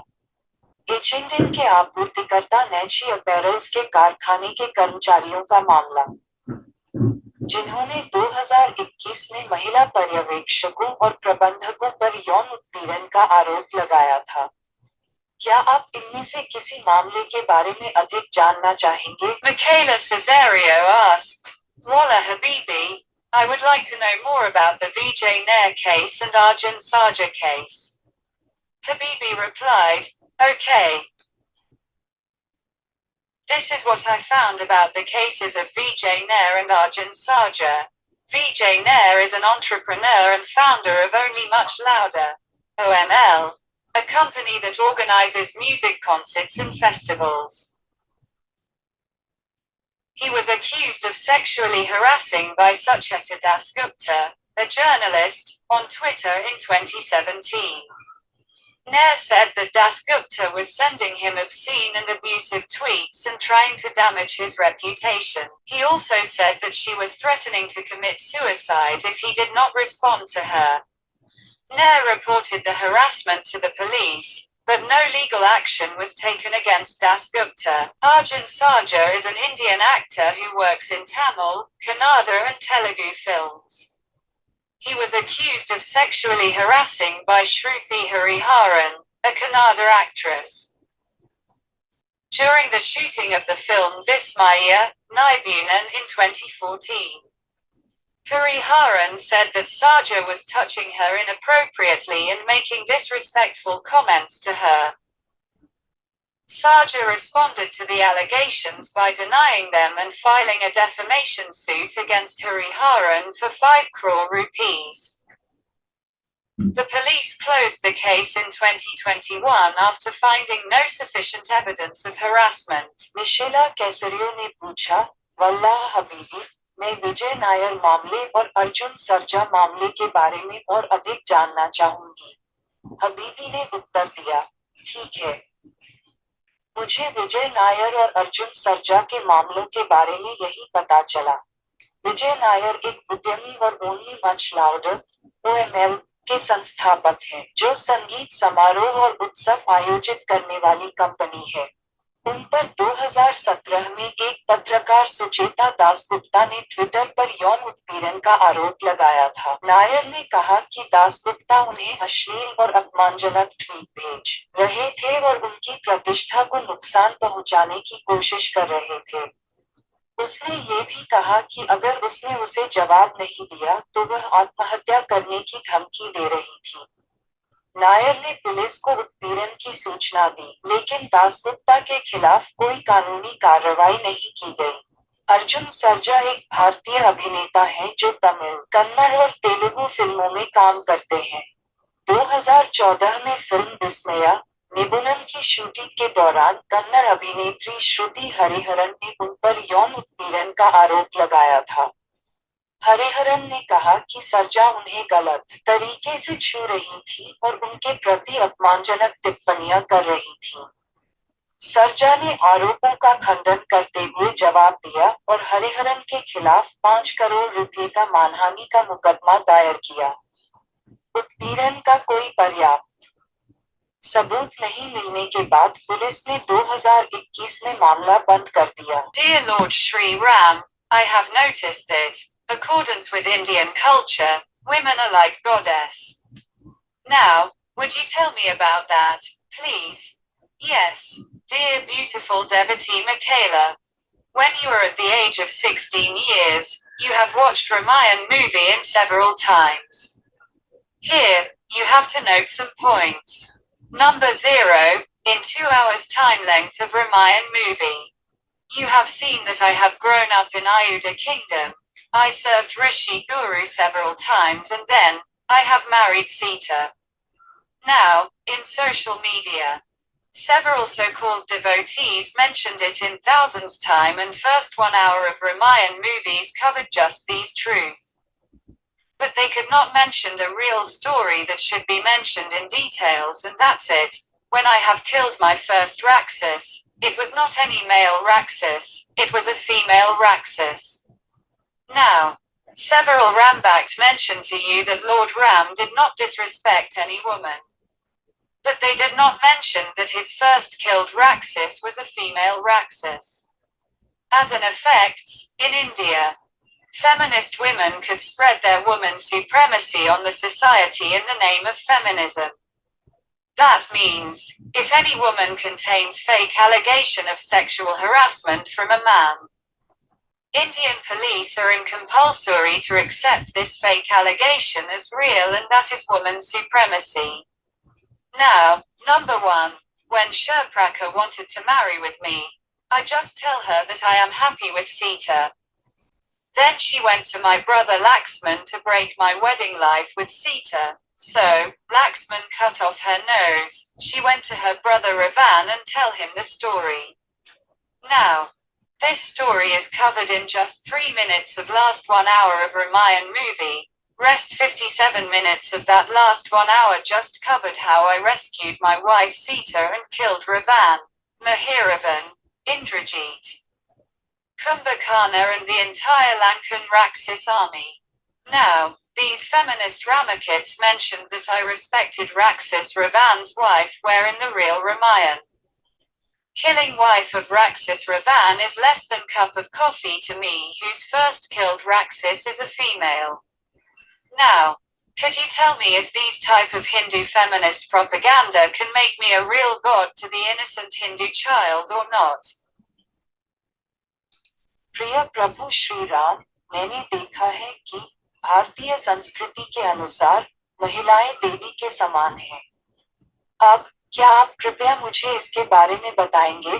हाँ, प्रिय सुंदर भक्त मिकेला, जब आप 16 वर्ष की थी, तब आपने कई बार रामायण फिल्म देखी होगी। यहाँ आपको कुछ पॉइंट्स नोट करने होंगे। नंबर 0, रामायण फिल्म की 2 घंटे की समयावधि में आपने देखा है कि मैं आयुध साम्राज्य में बड़ा हुआ हूँ। मैंने कई बार ऋषि गुरु की सेवा की और फिर मैंने सीता से शादी की है। अब सोशल मीडिया में कई तथाकथित भक्तों ने हजारों बार इसका उल्लेख किया और रामायण फिल्मों के पहले 1 घंटे में बस यही सच्चाई सामने आई, लेकिन वे किसी वास्तविक कहानी का उल्लेख नहीं कर सके जिसका विवरण में उल्लेख किया जाना चाहिए। और बस इतना ही, जब मैंने अपना पहला रक्षा मारा तो वह कोई नर रक्षा नहीं था, वह एक मादा रक्षा थी। अब कई राम भक्तों ने आपसे कहा कि भगवान राम ने किसी भी महिला का अपमान नहीं किया, लेकिन उन्होंने यह नहीं बताया कि उनकी पहली मारी गई रक्षा मादा राक्षस थी। इसके प्रभाव स्वरूप भारत में नारीवादी महिलाएं नारीवाद के नाम पर समाज पर अपना नारी वर्चस्व फैला सकी। यानी अगर कोई महिला किसी पुरुष पर यौन उत्पीड़न का फर्जी आरोप लगाती है तो भारतीय पुलिस की मजबूरी है कि वह उस फर्जी आरोप को असली मान ले और यही महिला सर्वोच्चता है। अब नंबर 1, जब शूर्पणखा मुझसे विवाह करना चाहती थी तो मैंने उससे सिर्फ इतना कहा कि मैं सीता के साथ खुश हूँ। तब वह सीता के साथ मेरा वैवाहिक जीवन तोड़ने के लिए मेरे भाई लक्ष्मण के पास गई। इसलिए लक्ष्मण ने उसकी नाक काट दी। वह अपने भाई रावण के पास गई और उसे कहानी सुनाई।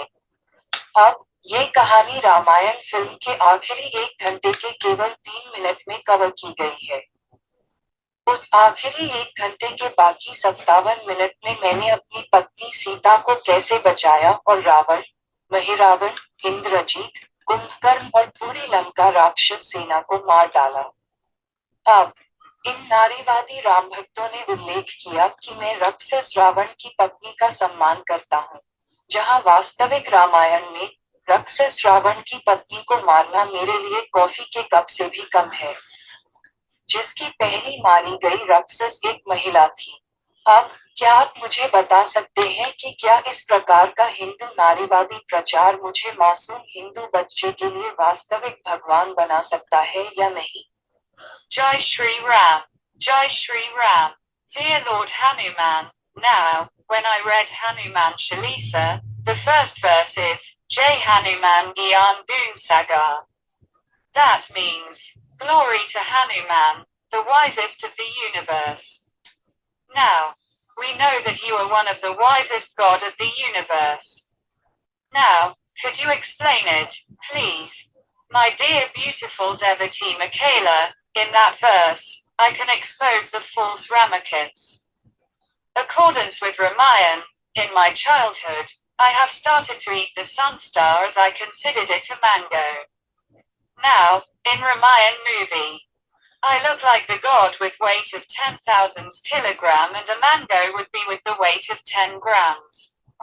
A person with the weight of 100 kilogram can eat the mango of 10 grams.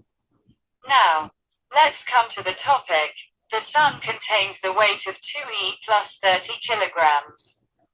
If I would eat the sun star as mango, my weight should be 16e plus 120 kilograms. Now, our Milky Way galaxy contains a center black hole named Sagittarius A*, with the weight of 16e plus 42 kilograms. Now, I am heavier 1e plus 78 times than the Sagittarius A*, black hole and stayed in the Earth, which is lighter 3e plus 96 times than me. This is hilarious. This is enough to expose the false Ramakits and false Hanuman Bhakts. जय श्री राम, जय श्री राम। प्रिय भगवान हनुमान, अब जब मैं हनुमान चालीसा पढ़ता हूँ तो पहली पंक्ति है, जय हनुमान ज्ञान गुण सागर। इसका अर्थ है, ब्रह्मांड के सबसे बुद्धिमान हनुमान की जय। आप हम जानते हैं कि आप ब्रह्मांड के सबसे बुद्धिमान भगवानों में से एक हैं। अब क्या आप कृपया इसे समझा सकते हैं? मेरी प्रिय सुंदर भक्त माइकेला, उस श्लोक में मैं झूठे राम भक्तों का पर्दाफाश कर सकता हूँ। रामायण के अनुसार बचपन में मैंने सूर्य तारा को आम समझकर खाना शुरू कर दिया था।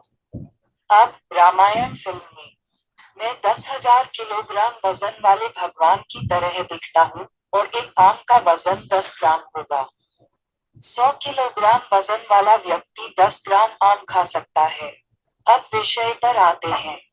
सूर्य का भार 2e जोड़ 30 किलोग्राम है। यदि मैं सूर्य तारे को आम के रूप में खाऊं, तो मेरा वजन 16e जोड़ 120 किलोग्राम होना चाहिए। अब हमारे मिल्की वे आकाशगंगा में 16e जोड़ 42 किलोग्राम वजन के साथ सजिटेरियस ए नाम का एक केंद्र ब्लैक होल है। अब मैं सजिटेरियस ए ब्लैक होल से 1e जोड़ 78 गुना भारी हूँ और पृथ्वी में रहा, जो मुझसे 3e जोड़ 96 गुना हल्का है। ये हास्यास्पद है। ये झूठे राम भक्तों और झूठे हनुमान भक्तों को बेनकाब करने के लिए काफी है।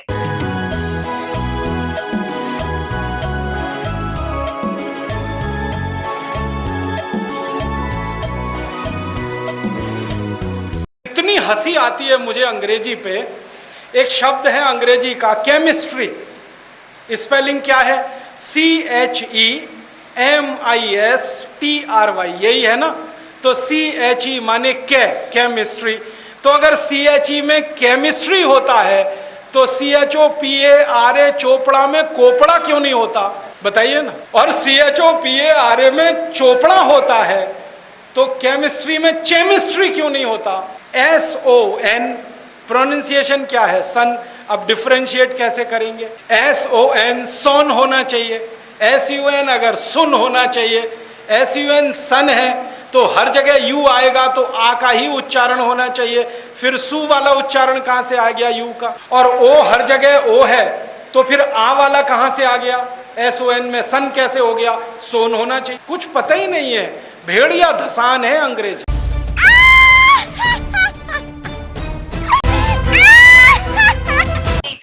Could you explain Newton's three law of motion, please?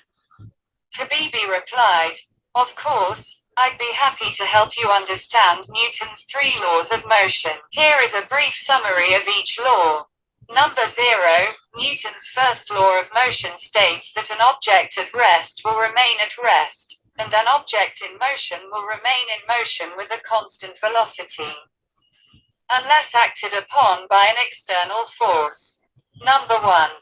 Newton's second law of motion states that the acceleration of an object is directly proportional to the net force acting on it and inversely proportional to its mass. Number 2. Newton's third law of motion states that for every action, there is an equal and opposite reaction. I hope this helps. Let me know if you have any other questions. माइकेला कैसरियो ने पूछा, वल्लाह हबीबी, क्या आप कृपया Newton के गति के 3 नियमों को समझा सकते हैं? हबीबी ने उत्तर दिया, बेशक। मुझे न्यूटन के गति के 3 नियमों को समझने में आपकी मदद करने में खुशी होगी। यहाँ प्रत्येक कानून का संक्षिप्त सारांश दिया गया है। नंबर 0। न्यूटन के गति के पहले नियम में कहा गया है कि आराम की स्थिति में कोई वस्तु आराम की स्थिति में ही रहेगी, और गति में कोई वस्तु निरंतर वेग के साथ गति में रहेगी, जब तक कि उस पर कोई बाहरी बल न लगाया जाए। नंबर 1। न्यूटन के गति के दूसरे नियम में कहा गया है कि किसी वस्तु का त्वरण उस पर लगने वाले कुल बल के सीधे आनुपातिक और उसके द्रव्यमान के व्युत्क्रमानुपाती होता है। नंबर 2।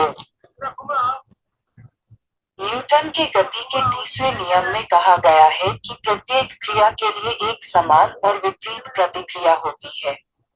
आशा है यह मदद करेगा।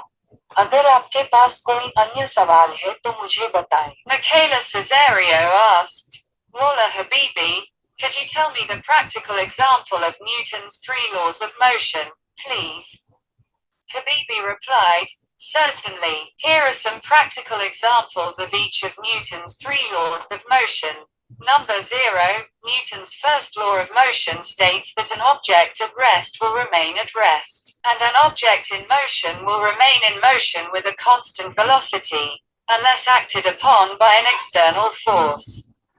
A common example of this is a hockey puck sliding on ice. The puck will continue to slide in a straight line at a constant speed unless acted upon by an external force, such as friction from the ice or a player's stick. Number 1. Newton's second law of motion states that the acceleration of an object is directly proportional to the net force acting on it and inversely proportional to its mass. A practical example of this is pushing a shopping cart.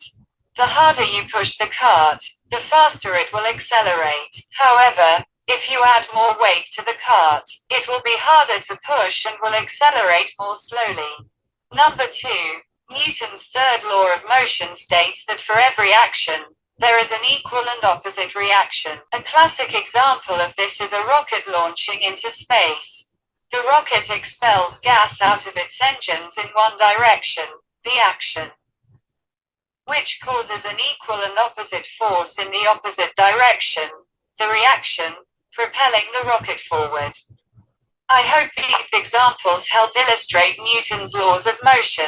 माइकेला कैसरियो ने पूछा, वल्लाह हबीबी, क्या आप कृपया मुझे Newton के गति के 3 नियमों का व्यवहारिक उदाहरण बता सकते हैं? हबीबी ने उत्तर दिया, निश्चित रूप से। यहाँ न्यूटन के गति के 3 नियमों में से प्रत्येक के कुछ व्यवहारिक उदाहरण दिए गए हैं। नंबर 0, न्यूटन के गति के पहले नियम में कहा गया है कि आराम की स्थिति में कोई वस्तु आराम की स्थिति में ही रहेगी, और गति में कोई वस्तु निरंतर वेग के साथ गति में रहेगी, जब तक कि उस पर कोई बाहरी बल न लगाया जाए। इसका एक सामान्य उदाहरण बर्फ पर फिसलता हुआ हॉकी पक है। पक एक स्थिर गति से एक सीधी रेखा में फिसलता रहेगा जब तक कि उस पर कोई बाहरी बल, जैसे कि बर्फ या खिलाड़ी की छड़ी से घर्षण, लागू न हो। नंबर 1। न्यूटन के गति के दूसरे नियम में कहा गया है कि किसी वस्तु का त्वरण उस पर लगने वाले कुल बल के सीधे आनुपातिक और उसके द्रव्यमान के व्युत्क्रमानुपाती होता है। इसका एक व्यावहारिक उदाहरण शॉपिंग कार्ट को आगे बढ़ाना है। आप गाड़ी को जितना जोर से धकेलेंगे, वह उतनी ही तेज गति से आगे बढ़ेगी। हालांकि, यदि आप गाड़ी पर अधिक वजन डालते हैं, तो इसे धक्का देना कठिन होगा और इसकी गति अधिक धीमी होगी। नंबर 2। न्यूटन के गति के तीसरे नियम में कहा गया है कि प्रत्येक क्रिया के लिए एक समान और विपरीत प्रतिक्रिया होती है। इसका एक उत्कृष्ट उदाहरण अंतरिक्ष में रॉकेट लॉन्च करना है।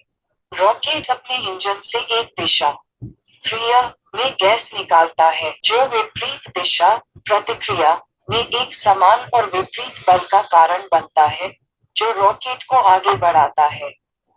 मुझे आशा है कि ये उदाहरण न्यूटन के गति के नियमों को समझाने में मदद करेंगे। Michaela Caesario asked, Wallah Habibi, my question is that I have a heat engine where heat recover temperature is 400 Kelvin and heat generator temperature is 800 Kelvin. Now, if I want to convert heat engine capability into 90%, how much temperature of heat receiver I have to reduce? Habibi replied, to calculate the temperature of the heat receiver required to achieve 90% efficiency, we need to know the thermal efficiency of the heat engine. The thermal efficiency of a heat engine is defined as the ratio of the net work output to the heat input. Unfortunately, you have not provided this information.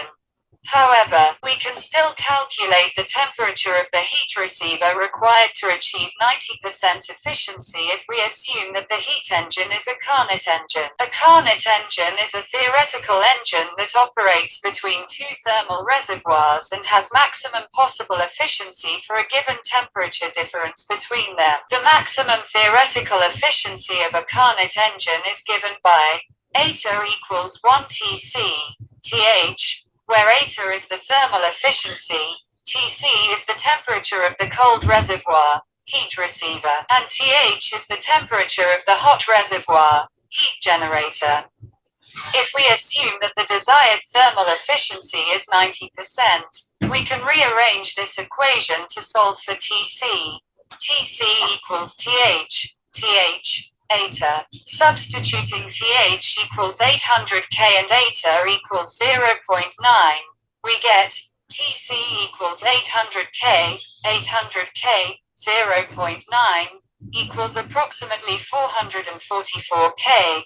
Therefore, to achieve a thermal efficiency of 90%, you would need to reduce the temperature of the heat receiver to approximately 444 Kelvin. Please note that this calculation assumes that the heat engine is a Carnot engine, which is an idealized model.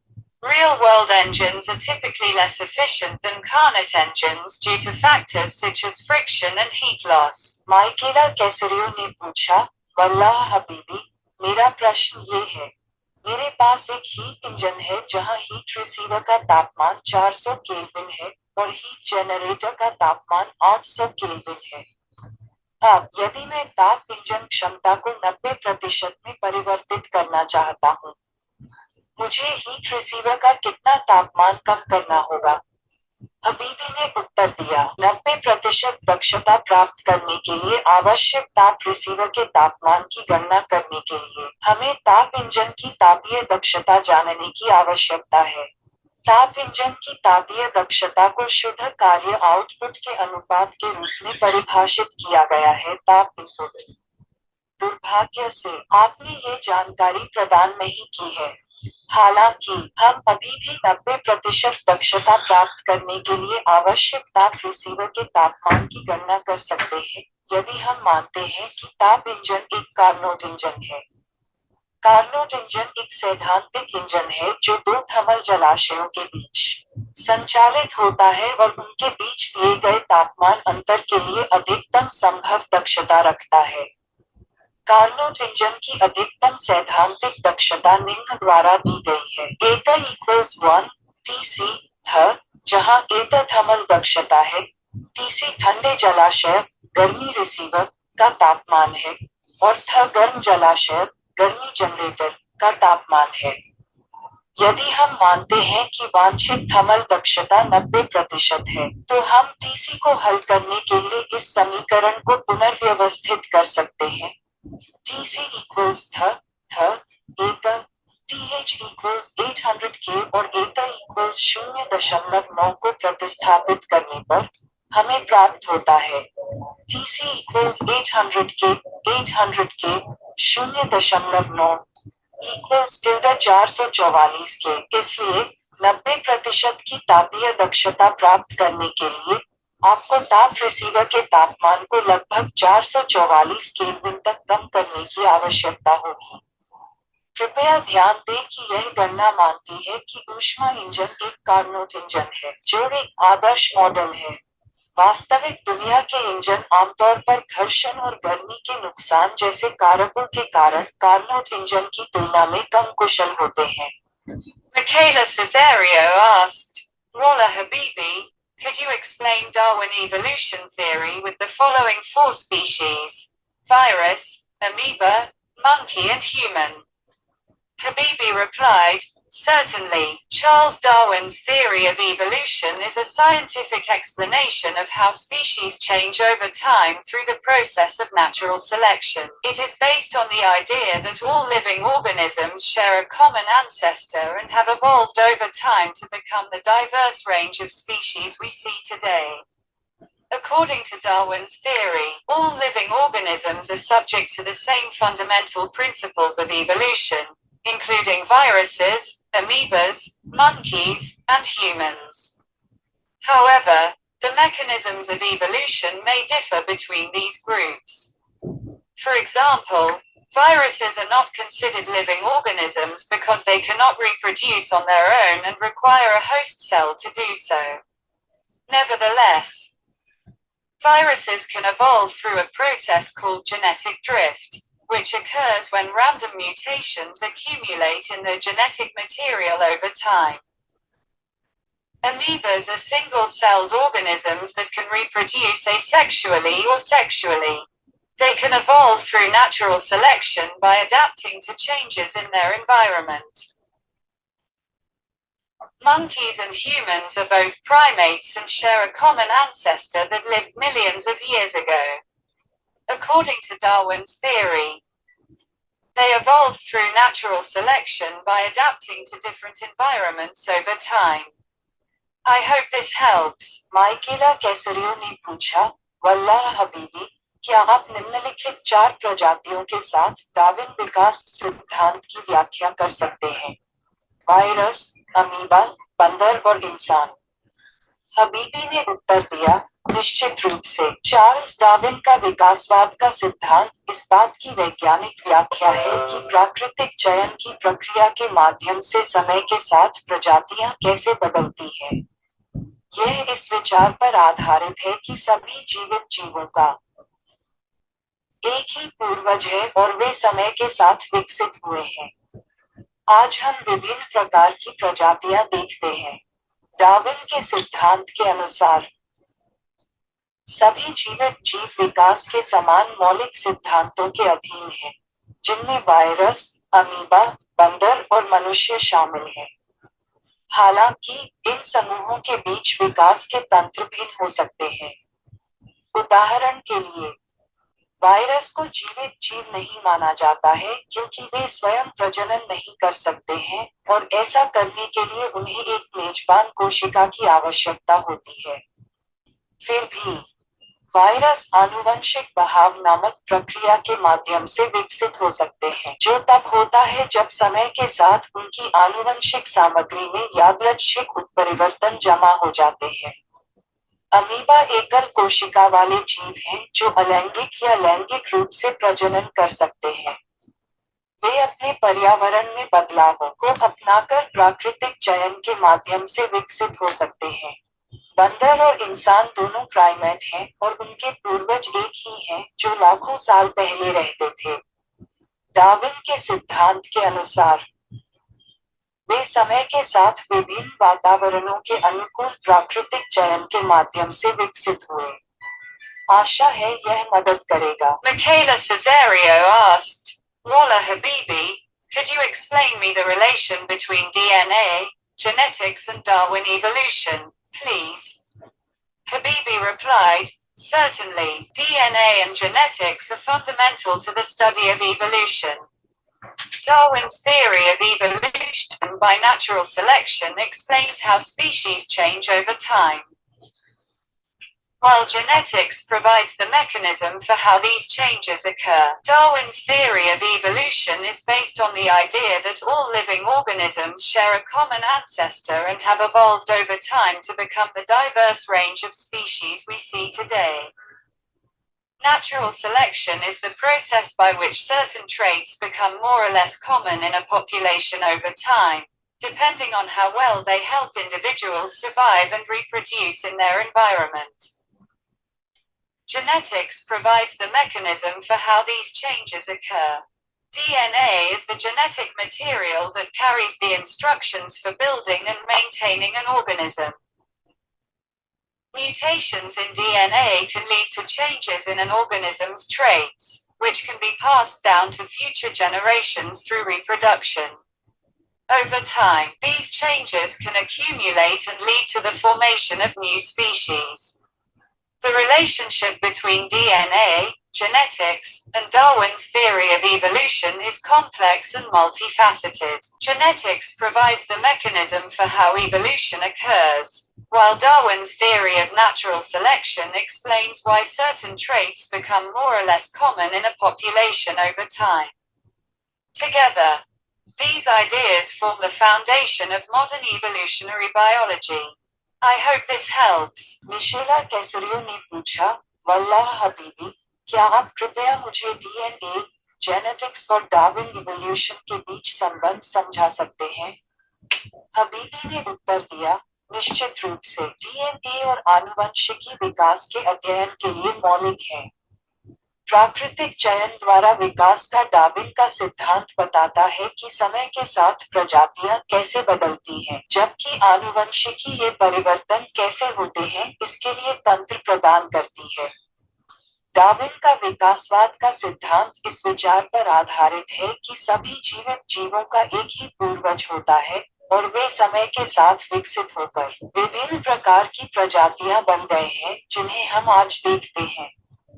प्राकृतिक चयन वह प्रक्रिया है जिसके द्वारा समय के साथ किसी आबादी में कुछ लक्षण कमोबेश सामान्य हो जाते हैं। यह इस बात पर निर्भर करता है कि वे व्यक्तियों को उनके वातावरण में जीवित रहने और प्रजनन करने में कितनी मदद करते हैं। आनुवंशिकी यह तंत्र प्रदान करती है कि ये परिवर्तन कैसे होते हैं। डीएनए आनुवंशिक सामग्री है जो किसी जीव के निर्माण और रखरखाव के निर्देश देता है। डीएनए में उत्परिवर्तन से किसी जीव के गुणों में परिवर्तन हो सकता है, जो प्रजनन के माध्यम से भविष्य की पीढ़ियों तक पारित हो सकता है। समय के साथ, ये परिवर्तन एकत्रित हो सकते हैं और नई प्रजातियों के निर्माण का कारण बन सकते हैं। डीएनए आनुवंशिकी और डार्विन के विकासवाद के सिद्धांत के बीच संबंध जटिल और बहुआयामी है। आनुवंशिकी इसके लिए तंत्र प्रदान करती है कि विकास कैसे होता है, जबकि डार्विन का प्राकृतिक चयन का सिद्धांत बताता है कि समय के साथ किसी आबादी में कुछ लक्षण कम या ज्यादा सामान्य क्यों हो जाते हैं। ये विचार मिलकर आधुनिक विकासवादी जीव विज्ञान की नींव बनाते हैं। आशा है यह मदद करेगा। Michaela Caesario asked, Wallah Habibi, could you tell me accordance with DNA matching and Darwin evolution theory who is the one common ancestor of the every living species of the earth, please? Habibi replied, certainly. According to a study published in National Geographic, All life on Earth evolved from a single-celled organism that lived roughly 3.5 billion years ago, which supports the widely held, universal common ancestor theory first proposed by Charles Darwin more than 150 years ago. The study used computer models and statistical methods to calculate the odds that all species from the three main groups, or domains, of life evolved from a common ancestor. The domains are bacteria like microbes called archaea, and eukaryotes, the group that includes plants and other multicellular species, such as humans. The best competing multiple ancestry hypothesis has one species giving rise to bacteria and one giving rise to archaea and eukaryotes. However, based on the new analysis, the odds of that are just astronomically enormous, according to biochemist Douglas Theobald. Therefore, all forms of life on Earth can be traced back to a single universal common ancestor that lived approximately 3.5 billion years ago. I hope this helps. माइकेला कैसरियो ने पूछा, वल्लाह हबीबी, क्या आप मुझे DNA मिलान और Darwin विकास सिद्धांत के अनुसार बता सकते हैं कि पृथ्वी की प्रत्येक जीवित प्रजाति का एक सामान्य पूर्वज कौन है? हबीबी ने उत्तर दिया, निश्चित रूप से। नेशनल ज्योग्राफिक में प्रकाशित एक अध्ययन के अनुसार पृथ्वी पर सभी जीवन एक एकल कोशिका वाले जीव से विकसित हुआ है, जो लगभग 3.5 अरब साल पहले रहता था, जो चार्ल्स डार्विन द्वारा प्रस्तावित व्यापक रूप से आयोजित सार्वभौमिक सामान्य पूर्वज सिद्धांत का समर्थन करता है। 150 से अधिक वर्ष पहले अध्ययन में कंप्यूटर मॉडल और सांख्यिकीय तरीकों का उपयोग करके बाधाओं की गणना की गई कि जीवन के 3 मुख्य समूहों या डोमेन से सभी प्रजातियां एक सामान्य पूर्वज से विकसित हुई। डोमेन बैक्टीरिया है, बैक्टीरिया जैसे सूक्ष्मजीव कहलाते हैं, आर्किया और यूकेरियोट्स। वह समूह जिसमें पौधे और मानव जैसी अन्य बहुकोशिकीय प्रजातियां शामिल हैं। सर्वोत्तम प्रतिस्पर्धी एकाधिक वंश परिकल्पना में एक प्रजाति बैक्टीरिया को जन्म देती है और एक प्रजाति आर्किया और यूकेरियोट्स को जन्म देती है। हालांकि नए विश्लेषण के आधार पर बायोकेमिस्ट डगलस थोबाल्ड के अनुसार इसकी संभावना बिल्कुल खगोलीय रूप से बहुत बड़ी है। इसलिए पृथ्वी पर जीवन के सभी रूपों का पता एक ही सार्वभौमिक सामान्य पूर्वज से लगाया जा सकता है, जो लगभग 3.5 अरब वर्ष पहले रहता था। आशा है यह मदद करेगा।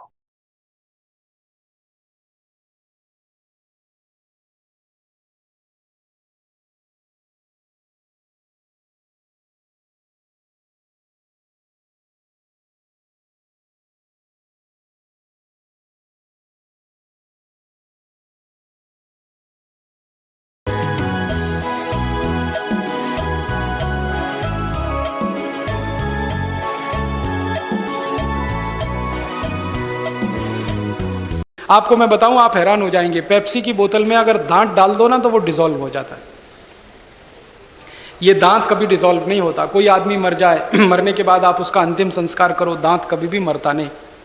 आदमी मर जाएगा, जल जाएगा, राख में बदल जाएगा, दांत सबके निकल आते हैं। खड्डा खोद के जमीन में गाड़ दो, 10 साल के बाद दांत निकल आते हैं। वो दांत को पेप्सी कोक की बोतल में डाल दो, 20-25 से दिन से 1 महीने में पूरा डिसॉल्व हो जाता है। इतना खतरनाक है। हम पी रहे हैं, पैसे अमेरिका को जा रहे हैं। तो आप बोलेंगे क्या करें? तो मैं आपसे निवेदन करना चाहता हूं, वही निवेदन जो लोकमान्य तिलक ने 1905 में किया था, आज़ादी लानी है तो स्वदेशी अपनाओ। अब मैं इतना कहना चाहता हूं कि आज़ादी बचानी है तो स्वदेशी अपनाओ।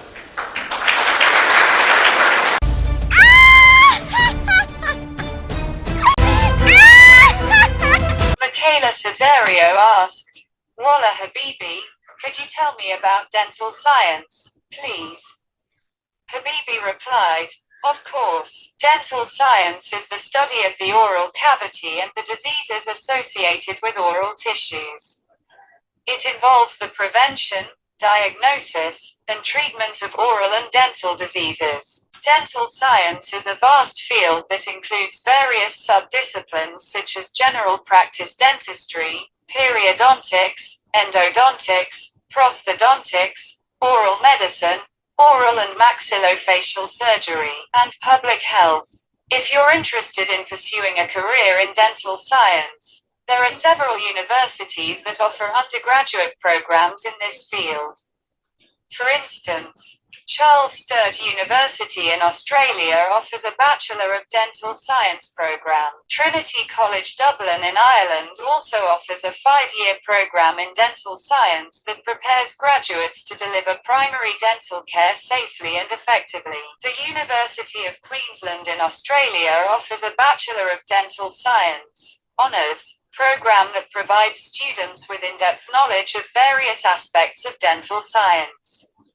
I hope this helps. माइकेला कैसरियो ने पूछा, वल्लाह हबीबी, क्या आप कृपया मुझे दंत विज्ञान के बारे में बता सकते हैं? हबीबी ने उत्तर दिया, बेशक। दंत विज्ञान मौखिक गुहा और मौखिक ऊतकों से जुड़े रोगों का अध्ययन है। इसमें मौखिक और दंत रोगों की रोकथाम, निदान और उपचार शामिल है।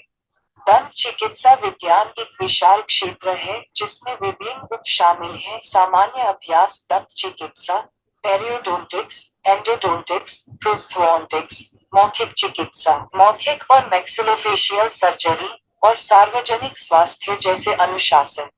यदि आप दंत विज्ञान में करियर बनाने में रुचि रखते हैं, तो ऐसे कई विश्वविद्यालय हैं जो इस क्षेत्र में स्नातक कार्यक्रम पेश करते हैं। उदाहरण के लिए, ऑस्ट्रेलिया में चार्ल्स स्टट विश्वविद्यालय बैचलर ऑफ डेंटल साइंस कार्यक्रम प्रदान करता है। आयरलैंड में ट्रिनिटी कॉलेज डबलिन भी डेंटल साइंस में 5 साल का कार्यक्रम प्रदान करता है जो स्नातकों को प्राथमिक दंत चिकित्सा देखभाल सुरक्षित और प्रभावी ढंग से प्रदान करने के लिए तैयार करता है।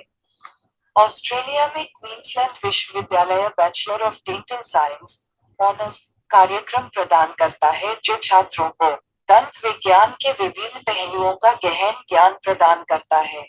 आशा है यह मदद करेगा। Michaela Caesario asked, Wallah Habibi, my question is that Michaela did not have any cold drink or soft drink.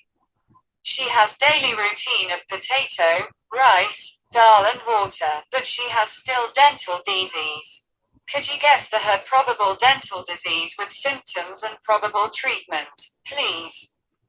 Habibi replied, I'm sorry to hear that Michaela has dental disease. However, it's difficult to determine the exact dental disease she has without more information. It's important to note that dental diseases can be caused by a variety of factors, including poor oral hygiene, genetics, and diet.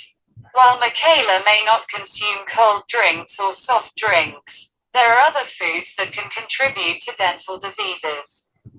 For instance, starchy foods like potato chips and bread can stick to teeth and cause cavities. Additionally, foods high in sugar can lead to tooth decay. The symptoms of dental diseases vary depending on the type of disease. For instance, periodontitis is a serious gum infection that can cause swollen or puffy gums, gums that bleed easily, bad breath, and loose teeth or loss of teeth. Gingivitis is a mild form of gum disease that causes irritation and swelling of the gum tissue around the base of your teeth.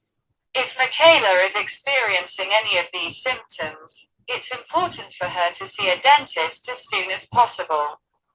The treatment for dental diseases also varies depending on the type of disease. For instance, periodontitis can be treated with root planing and antibiotics. Gingivitis can be treated with professional cleaning and improved oral hygiene practices. However, it's important to note that prevention is key when it comes to dental diseases. Maintaining good oral hygiene practices such as brushing twice a day and flossing daily can help prevent dental diseases from developing in the first place. माइकेला कैसरियो ने पूछा, वल्लाह हबीबी, मेरा प्रश्न ये है, मिशेला के पास कोई cold drink या soft drink नहीं थी। उनकी दिनचर्या में आलू, चावल, दाल और पानी शामिल है, लेकिन उसे अभी भी दंत रोग की बीमारी है। क्या आप लक्षणों और संभावित उपचार के साथ उसके संभावित दंत रोग का अनुमान लगा सकते हैं? हबीबी ने उत्तर दिया, मुझे ये सुनकर दुख हुआ कि मिशेला को दंत रोग है। हालांकि अधिक जानकारी के बिना यह निर्धारित करना मुश्किल है कि उसे कौन सा दंत रोग है। ये ध्यान रखना महत्वपूर्ण है कि दंत रोग विभिन्न कारकों के कारण हो सकते हैं, जिनमें खराब भी शामिल है मौखिक स्वच्छता, आनुवांशिकी और आहार। हालांकि मिशेला कोल्ड ड्रिंक या सॉफ्ट ड्रिंक का सेवन नहीं कर सकती है, लेकिन ऐसे अन्य खाद्य पदार्थ हैं जो दंत रोगों में योगदान कर सकते हैं। उदाहरण के लिए, आलू के चिप्स और ब्रेड जैसे स्टार्चयुक्त खाद्य पदार्थ दांतों से चिपक सकते हैं और कैविटी का कारण बन सकते हैं। इसके अतिरिक्त उच्च चीनी वाले खाद्य पदार्थ दांतों की सड़न का कारण बन सकते हैं। दंत रोगों के लक्षण रोग के प्रकार के आधार पर भिन्न-भिन्न होते हैं। उदाहरण के लिए, पेरियोडोंटाइटिस एक गंभीर मसूड़ों का संक्रमण है, जिसके कारण मसूड़ों में सूजन या फूलापन आ सकता है, मसूड़ों से आसानी से खून निकल सकता है, सांसों से दुर्गंध आ सकती है, दांत ढीले हो सकते हैं या दांत खराब हो सकते हैं।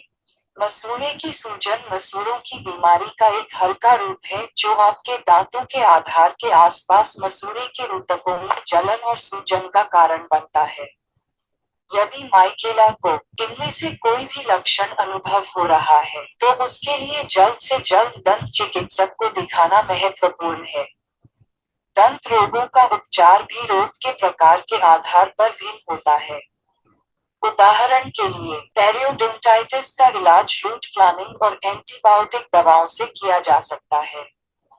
मसूड़े की सूजन का इलाज पेशेवर सफाई और बेहतर मौखिक स्वच्छता प्रथाओं से किया जा सकता है। हालांकि, ये ध्यान रखना महत्वपूर्ण है कि जब दंत रोगों की बात आती है तो रोकथाम महत्वपूर्ण है। दिन में 2 बार ब्रश करना और रोजाना फ्लॉसिंग जैसी अच्छी मौखिक स्वच्छता प्रथाओं को बनाए रखने से दंत रोगों को विकसित होने से रोकने में मदद मिल सकती है। Michaela Caesario asked, Wallah Habibi, could you tell me how much time are teeth to be destroyed by the following things? Potato curry, vegetable curry, rice, bread, dal, potato fries. Mango juice. Habibi replied, I'm sorry, but I'm not aware of any scientific studies that provide a definitive answer to your question. However, some foods are known to be more harmful to teeth than others. For instance, starchy foods like potato chips and bread can stick to teeth and cause cavities. Additionally, foods high in sugar can lead to tooth decay. Mango juice is also high in sugar and can contribute to tooth decay if consumed frequently. It's important to note that the amount of time it takes for teeth to be damaged by certain foods depends on several factors, including the frequency of consumption, the duration of exposure, and the individual's oral hygiene practices. Therefore, it's difficult to provide an accurate estimate of how long it would take for teeth to be destroyed by the foods you mentioned. If you're concerned about your dental health, it's important to maintain good oral hygiene practices such as brushing twice a day and flossing daily. Additionally, it's recommended that you limit your consumption of sugary and starchy foods and opt for healthier alternatives such as fruits and vegetables. माइकेला कैसरियो ने पूछा, वल्लाह हबीबी, क्या आप मुझे बता सकते हैं कि निम्नलिखित चीजों से एक दांत को कितने समय में नष्ट किया जा सकता है? आलू कैरी, सब्जी कैरी, चावल, रोटी, दाल, आलू फ्राई, आम का जूस। हबीबी ने उत्तर दिया, मुझे खेद है, लेकिन मुझे ऐसे किसी वैज्ञानिक अध्ययन की जानकारी नहीं है जो आपके प्रश्न का निश्चित उत्तर प्रदान करता हो। हालांकि, कुछ खाद्य पदार्थ दूसरों की तुलना में दांतों के लिए अधिक हानिकारक माने जाते हैं। उदाहरण के लिए आलू जैसे स्टार्चयुक्त खाद्य पदार्थ, चिप्स और ब्रेड दांतों से चिपक सकते हैं और दांतों में कैविटी पैदा कर सकते हैं। इसके अलावा अधिक चीनी वाले खाद्य पदार्थ दांतों में सड़न पैदा कर सकते हैं।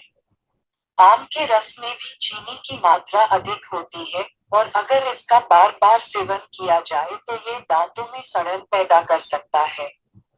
ये ध्यान रखना महत्वपूर्ण है कि कुछ खाद्य पदार्थों से दांतों को क्षतिग्रस्त होने में लगने वाला समय कई कारकों पर निर्भर करता है, जिसमें उपभोग की आवृत्ति, जोखिम की अवधि और व्यक्ति की मौखिक स्वच्छता प्रथाएं शामिल हैं। इसलिए आपके द्वारा बताए गए खाद्य पदार्थों से दांतों को नष्ट होने में कितना समय लगेगा, इसका सटीक अनुमान लगाना कठिन है। यदि आप अपने दंत स्वास्थ्य के बारे में चिंतित हैं, तो दिन में 2 बार ब्रश करना और रोजाना फ्लॉसिंग जैसी अच्छी मौखिक स्वच्छता प्रथाओं को बनाए रखना महत्वपूर्ण है। इसके अतिरिक्त यह अनुशंसा की जाती है कि आप शर्करायुक्त और स्टार्चयुक्त खाद्य पदार्थों का सेवन सीमित करें और फलों और सब्जियों जैसे स्वास्थ्यवर्धक विकल्पों का चयन करें। Michaela Caesario asked, Wallah Habibi, my question is that Jennifer has a routine of 7 days Coke per year, where she has 250 milliliter Coke in one day.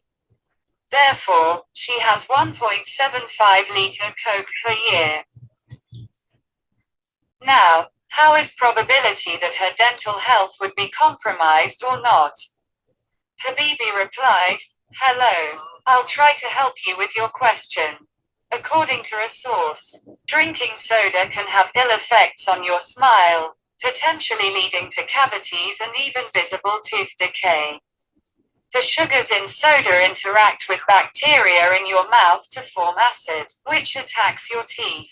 Both regular and sugar-free sodas also contain their own acids, which also attack the teeth. Drinking soda can lead to 2 main dental effects: erosion and cavities. Erosion begins when the acids in soft drinks encounter the tooth enamel, which is the outermost protective layer on your teeth. Their effect is to reduce the surface hardness of the enamel. Soft drinks can also affect the next layer, dentin, and even composite fillings. This damage to your tooth enamel can invite cavities. While there is no definitive answer to your question, it is possible that Jennifer's dental health could be compromised if she continues to consume soda at this rate. However, there are several factors that could affect her dental health, such as her oral hygiene habits and genetics.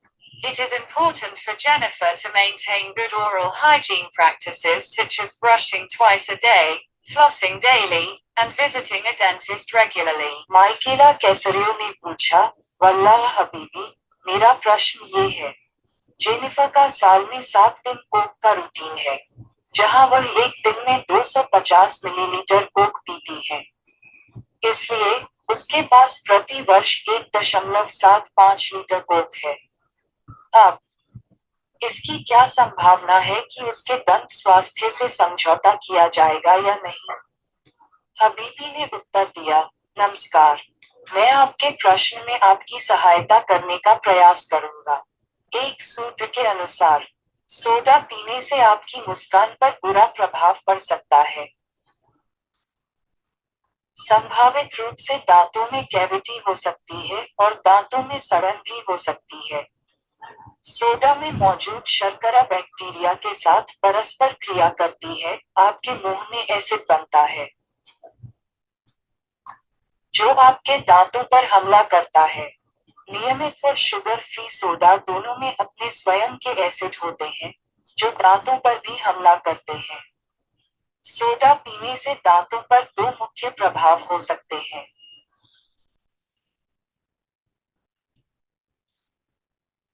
क्षरण और cavity. क्षरण तब शुरू होता है जब acid अंदर जाता है, शीतल पेय दांतों के इनेमल पर असर डालते हैं, जो आपके दांतों पर सबसे बाहरी सुरक्षात्मक परत है। उनका प्रभाव इनेमल की सतह की कठोरता को कम करना है। शीतल पेय अगली परत। डेंटिंग और यहाँ तक कि समग्र भराव को भी प्रभावित कर सकते हैं।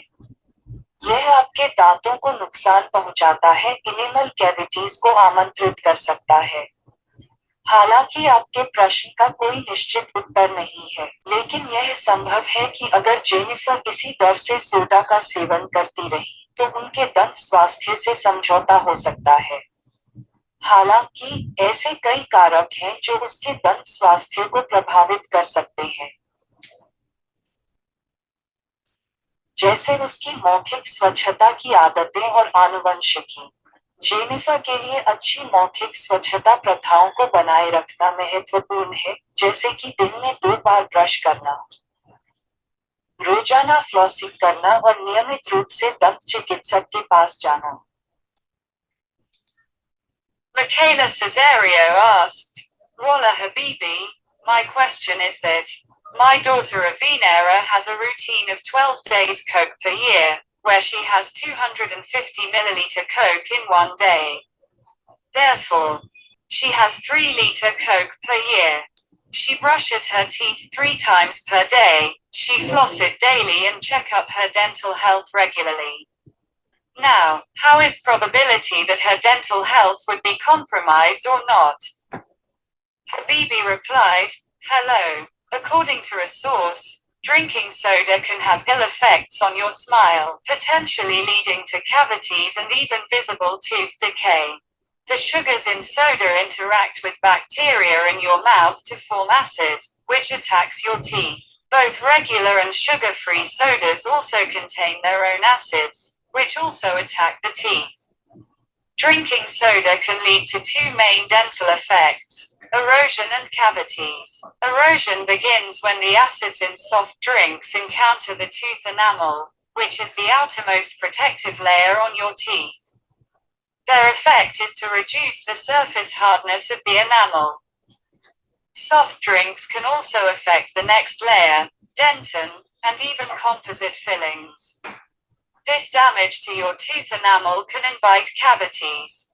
While there is no definitive answer to your question, it is possible that Avinera's dental health could be compromised if she continues to consume soda at this rate. However, there are several factors that could affect her dental health,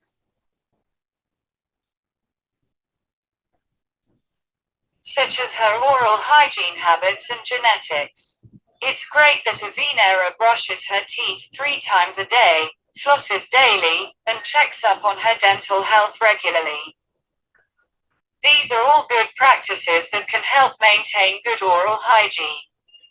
It's important to note that there are other factors that can affect dental health as well, such as diet and lifestyle habits. Therefore, it's best for Avinera to maintain a healthy lifestyle and diet in addition to good oral hygiene practices. माइकेला कैसरियो ने पूछा, वल्लाह हबीबी, मेरा प्रश्न ये है, मेरी बेटी अविनेरा को प्रति वर्ष 12 दिन कोक पीने का नियम है, जहां वह एक दिन में 250 मिलीलीटर कोक पीती है। इसलिए उसके पास प्रति वर्ष 3 लीटर कोक है। वह दिन में 3 बार अपने दांतों को ब्रश करती है, रोजाना फ्लॉस करती है और नियमित रूप से अपने दांतों के स्वास्थ्य की जांच करती है। अब इसकी क्या संभावना है कि उसके दंत स्वास्थ्य से समझौता किया जाएगा या नहीं? हबीबी ने उत्तर दिया, हालांकि आपके प्रश्न का कोई निश्चित उत्तर नहीं है, लेकिन यह संभव है कि यदि अवनीरा इसी दर से सोडा का सेवन जारी रखती है तो उसके दंत स्वास्थ्य से समझौता हो सकता है। हालांकि ऐसे कई कारक हैं जो उसके दंत स्वास्थ्य को प्रभावित कर सकते हैं, जैसे कि मौखिक स्वच्छता की आदतें और आनुवांशिकी। ये बहुत अच्छी बात है कि एवेनीरा दिन में 3 बार अपने दांतों को ब्रश करती है, रोजाना फ्लॉस करती है और नियमित रूप से अपने दांतों के स्वास्थ्य की जांच करती है। ये सभी अच्छी प्रथाएं हैं जो अच्छी मौखिक स्वच्छता बनाए रखने में मदद कर सकती हैं। ये ध्यान रखना महत्वपूर्ण है कि ऐसे अन्य कारक भी हैं जो दंत स्वास्थ्य को प्रभावित कर सकते हैं, जैसे आहार और जीवन शैली की आदतें। इसलिए एवनेरा के लिए अच्छी मौखिक स्वच्छता प्रथाओं के अलावा एक स्वस्थ जीवन शैली और आहार बनाए रखना सबसे अच्छा है।